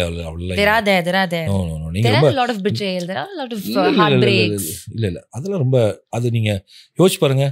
உங்களுக்கு வயசு எவ்வளவு இப்போ சொல்ல கேட்கக்கூடாது, சாரி, பட் எவ்வளவு பிட்ரேல் சந்திச்சிட்டீங்க, எவ்வளவு கணக்கு சொல்லுங்க. ஒரு வருஷத்துக்கு ஒண்ணுன்னு வச்சா நம்ம நினைச்சு பார்க்காதவங்க நம்மள சீட் பண்றப்போ இட் இஸ் நினைச்சு பார்க்காதவங்க உங்களை நல்லாவும் வச்சிருந்துருக்காங்களே. மேபி 20ல உங்களுக்கு வந்து அப்படி ஒரு ஏஜ் இருக்கலாம். You will realise. அப்படி அது எப்படி நம்ம நல்லா யோசிச்சு பண்ணலாம். நம்மள மாதிரி தானே அவங்களும். நம்ம ஒருத்தர் சொல்கிறோம், நம்மளை பிட்ரே பண்ணியிருப்பாங்க, அவங்களுக்கு ஏதோ ஒரு சுச்சுவேஷன் இருந்திருக்கும். we never know, but they will come back to you. If they will come back to you and they will know that why it happened, because நான் ஒரு மனிதனால் இன்னொரு மனிதனை பர்பஸ்ஃபுல்லாக ஹர்ட் பண்ண முடியாது. நான் ஒரு புக் சொல்கிறேன், அதை படிங்க. மானுட குலம் ஒரு நம்பிக்கை ஊட்டும் வரலாறு. மானுட குலம் ஒரு நம்பிக்கை ஊட்டும் வரலாறு. அதோட ஹியூமன் கைண்ட், இங்கிலீஷ் பேர் மறந்துட்டேன், ஒரு டச் ரைட்டரில் இருந்தது. It gives you lot of, அதாவது என்ன சொல்கிறாருன்னா, செகண்ட் வேர்ல்டு வாரில் வந்து இருந்த துப்பாக்கியில் இன்றைக்கி எல்லோரும் சுற்றிருந்தா நிறைய பேர் செத்துருப்பாங்களாம். இப்போ ஃபயர் அப்படின்னு சொன்னால் 100 பேர்ட்ட துப்பாக்கி தான் 2 பேர் தான் சுடுவானா, 98 பேர் வேற எங்கேயாவது சுட்டுவானா. ஆனால் ஒரு மனிதனை சுடவே முடியாது. இது வந்து அவர் சும்மா சொல்ல, that was the record. So மனிதர்கள் இப்போ மேபி இந்த குட்டி குட்டி விஷயங்கள் நடக்கும். என்னென்னா, இப்போ உங்களுக்கு பர்சனலாக நம்ம ஒருத்தரோட பழகிட்டே இருக்கோம், அவருக்கு உங்களுக்கு ஒரு love hate is there in any relationship, right? அப்பா அம்மாவாக இருக்கட்டும், ஃப்ரெண்ட்ஸாக இருக்கட்டும், இதுவாக இருக்கட்டும். ஒரு நாள் நல்லா இருக்கும், ஒரு நாள் இதுவாக இருக்கும். பட் ஒரு ஒரு ஒரு இக்கட்டான தருணத்தில் நீங்கள் இருக்கீங்கன்னு வச்சுக்கோங்களேன். அந்த இக்கட்டான தருணத்தில் யாருனே தெரியாத ஒருத்தர் கூட உங்கள் பக்கத்தில் வந்து நிற்க தான் செய்வாங்க, இல்லையா? அதுதான் மானுட குலத்தின் ஒரு நம்பிக்கை ஊட்டும் வரலாறு. அதனால தான் நம்ம இவ்வளோ நாகரிகம் அடைந்து இவ்வளோ முன்னேறிட்டே இருக்கோம். நம்ம யோசிச்சு பாருங்க, நம்ம வந்து ஒரு முழுமையான சமூகம் இல்லை. இப்போ பெண்களுக்கான முன்னேற்றம் இதெல்லாம் நடந்துகிட்டே இருக்குது. So we are learning, we are evolving, we are moving to a better society, very civilised society. இன்னும் நாகரிகமான, இன்னும் மனிதர்கள். இன்னும் இப்போ முதல்ல சோஷியல் மீடியா வந்தப்போ இன்னும் நிறைய ஹேட்ஸ் இருந்துச்சு. அப்போ யூஸ் பண்ண தெரியாது நமக்கு. இப்போ கொஞ்சம் கொஞ்சமாக குறைஞ்சிட்டே இருக்குது. இன்னும் ஒரு அடுத்த ஒரு 10 வருஷத்தில் nobody is going to comment on nobody on social media, இல்லையா? இப்போ ஏஐ வந்து இப்போ ஒரு பயங்கர பதட்டம் இருக்குது, யாரும் வேணால் உடம்பு. ஆனால் இன்னொரு பார்த்தீங்கன்னா ஒரு 15 வருஷம் கழிச்சு உடல் மேல் இருக்கக்கூடிய எல்லா விதிகளும் மாறிடும். உடல் மேலே வைத்திருக்கக்கூடிய எல்லா கட்டமைப்புகளையும் அந்த ஏஐ வந்து மாற்றிடும். ஏன் மாற்றிடும்னா, யார் வேணாலும் யாரோட நேக்கட் ஃபோட்டோ எப்போ வேணாலும் பண்ணிட முடியுங்கிறப்ப அப்புறம் என்ன அதில் நீங்கள் அது மேலே இப்போ என்ன பிரச்சனை? அது மேலே நீங்கள் இவ்வளோ விதிகளை வச்சு அதில் மானம் அதெல்லாம் சேர்த்து வச்சுக்கு தானே பிரச்சனை. ஸோ இதையும் லேர்ன் பண்ணிடுவாங்க. The world will learn. Science வந்து கண்டிப்பாக உங்களை வந்து முன்னோக்கி தான் கூட்டு போகுது. Of course war is there, it's happening. ஆனால் மானுட குலம் அழகானது தான், நம்பிக்கை ஊட்டக்கூடியது தான். நீங்கள் நல்லா யோசிச்சு பார்த்தீங்கன்னா, whomever you are angry, you are loving them a lot, இல்லையா? உங்களுக்கு யார் மேலே ரொம்ப கோபம் இருக்கோ அவங்கள நீங்கள் ரொம்ப நேசிக்கிறீங்கன்னு அர்த்தம். அதனால தான் அவங்களால உங்களை நீங்கள் ஏன் உங்களை பிட்ரே பண்ணதான் நினைக்கிறாங்கன்னா, you trusted them a lot and you respect them a lot and still you have it with you, so it pains you. அப்போ அது நல்ல விஷயம் தானே சொல்கிறேன், இல்லையா? இன் அ வே, பட் இட் வில் சேஞ்ச். அது ஒரு அதான் நமக்கு நடக்கக்கூடிய ஒரு தனிப்பட்ட விஷயங்களை வச்சு அப்படி பார்த்துட வேணாம்னு நான் சொல்கிறேன். உலகம் வன்மங்களால் ஆனதில்லை, உலகம் அன்பால் ஆனது தான் அப்படிங்கிறதான் நான் நம்புகிறேன். ஏன்னா அப்படி தான் இப்போ எப்படி நான் சொல்கிறேன்னா, நான் என் லைஃப்லேருந்து சொல்ல, நான் படித்த புஸ்தகங்கள், இதில் பார்த்த படங்கள் எல்லாமே அதான் சொல்லுது. அப்படிங்கிறப்ப அது பொய்யா இருக்க வாய்ப்பு இல்லை. Beautiful perspective about life in general உங்களுக்கு. I wish I had a little part of that. அந்த புக் கண்டிப்பாக படிக்கிறேன். படிங்க ப்ளீஸ். ஸோ எஸ், பறந்து போ சாங்ஸ் சார். 19 பாடல்கள் படத்தில் இருக்குது, ஆல்பத்தில் 22 பாடல்கள். அது காரணம் மதன் கார்கே தான். அவர் தான் படம் பார்த்துட்டு இந்த படத்தை பிஜிஎம்முக்கு பதிலாக பாட்டாக நரேட் பண்ணலான்னு ஐடியா கொடுத்தாரு. So you won't feel like a regular song. ஒரு சாங் 40 செகண்ட்ஸில் இருக்குது, 1 மினிட்ல இருக்குது. ஸோ நீங்கள் இது வரைக்கும் பேக்ரவுண்ட் மியூசிக் கேட்டதுக்கு பதிலாக அதுக்கு ஒரு பாட்டு வரும், அவ்வளோதான். ஸோ அப்படி தான் அந்த பாடல்கள். ஸோ அப்படி சொல்லலாம். ஆனால் பாடல்களும் இருக்குது. You won't get bored of songs. So உங்களுக்கு தோணாது பாட்டு திரும்பி திரும்பி வராதுன்னு தோணாதுன்னு நான் நம்புகிறேன் அப்படின்னு பார்த்தவங்களும் சொல்கிறாங்க, நம்புது. அண்ட் மதன் கார்கே அவருடைய 1000வது பாடல். அது வந்து இனிமேல் இந்த படத்தில் என்ன ஸ்மோக்கிங் கில்ஸ்ன்னு போடுவாங்களா, அது போல் அந்த பாட்டு போடலாம். ஏன்னா பாட்டே ஸ்மோக்கிங் கில்ஸ், ஸ்மோக்கிங் காசஸ் கேன்சர்னு தொடங்குற ஒரு பாடல் தான். ஆண்ட்ரியா ஜெமியா பாடியிருக்காங்க. மதன் கார்கியோடைய 1000வது பாடல் எனக்கு ரொம்ப பிடிச்ச பாடல். ஏன்னா நான் சிகரெட் விட்டனால அந்த பாட்டு எடுத்தேன். Okay. So S, July 4th தியேட்டரில் ரிலீஸ் ஆகுது. We will definitely watch. I will watch the press show before that because நீங்கள் காமிச்ச கிளிம்ஸில் எனக்கு ரொம்ப இப்போ ஹை ஆகிடுச்சு, எனக்கு அது பார்க்கணும் அப்படின்ட்டு இருக்கு. ஸோ ப்ரெஸ் மீட்டில் நான் போய் பார்க்குறேன், ப்ரெஸ் ஷோ பார்க்குறேன். Thank you so much sir. I don't no, நான் இங்கே வர்றப்போ நான் எல்லாத்தையும் கேட்டு முடிச்சேனான்னு எனக்கு தெரியல. பட் சர்டன் திங்ஸ் என்னோட பெர்ஸ்பெக்டிவே மாறி இருக்கு. த வே ஐ லுக் அட் திங்ஸ், நீங்கள் சொன்ன மாதிரி அது என்னோட வயசா என்னன்னு தெரியல. But it will change, it will eventually change, and I really wish I have certain perspective of yours, the way you see things. சின்ன விஷயத்துக்கும் வந்து அழகான ஒரு personification, அழகான ஒரு உணர்ச்சி கொடுக்குறீங்க. I really like it. Thank you so much. Thank you. All the best to you. Thank you so much sir. தமிழகம் எங்கும் கிளைகள் கொண்ட அண்ணமால் institute of hotel management and hospital management படிப்பில் சேர்வதற்கான அட்மிஷன் நடைபெறுகிறது. ஸ்டோன் பெஞ்ச் மற்றும் 2D என்டர்டைன்மெண்ட் தயாரிப்பில் கார்த்திக் சுப்ராஜ் இயக்கத்தில் சூர்யா நடிக்கும் ரெட்ரோ வெற்றி நடை போடுகிறது.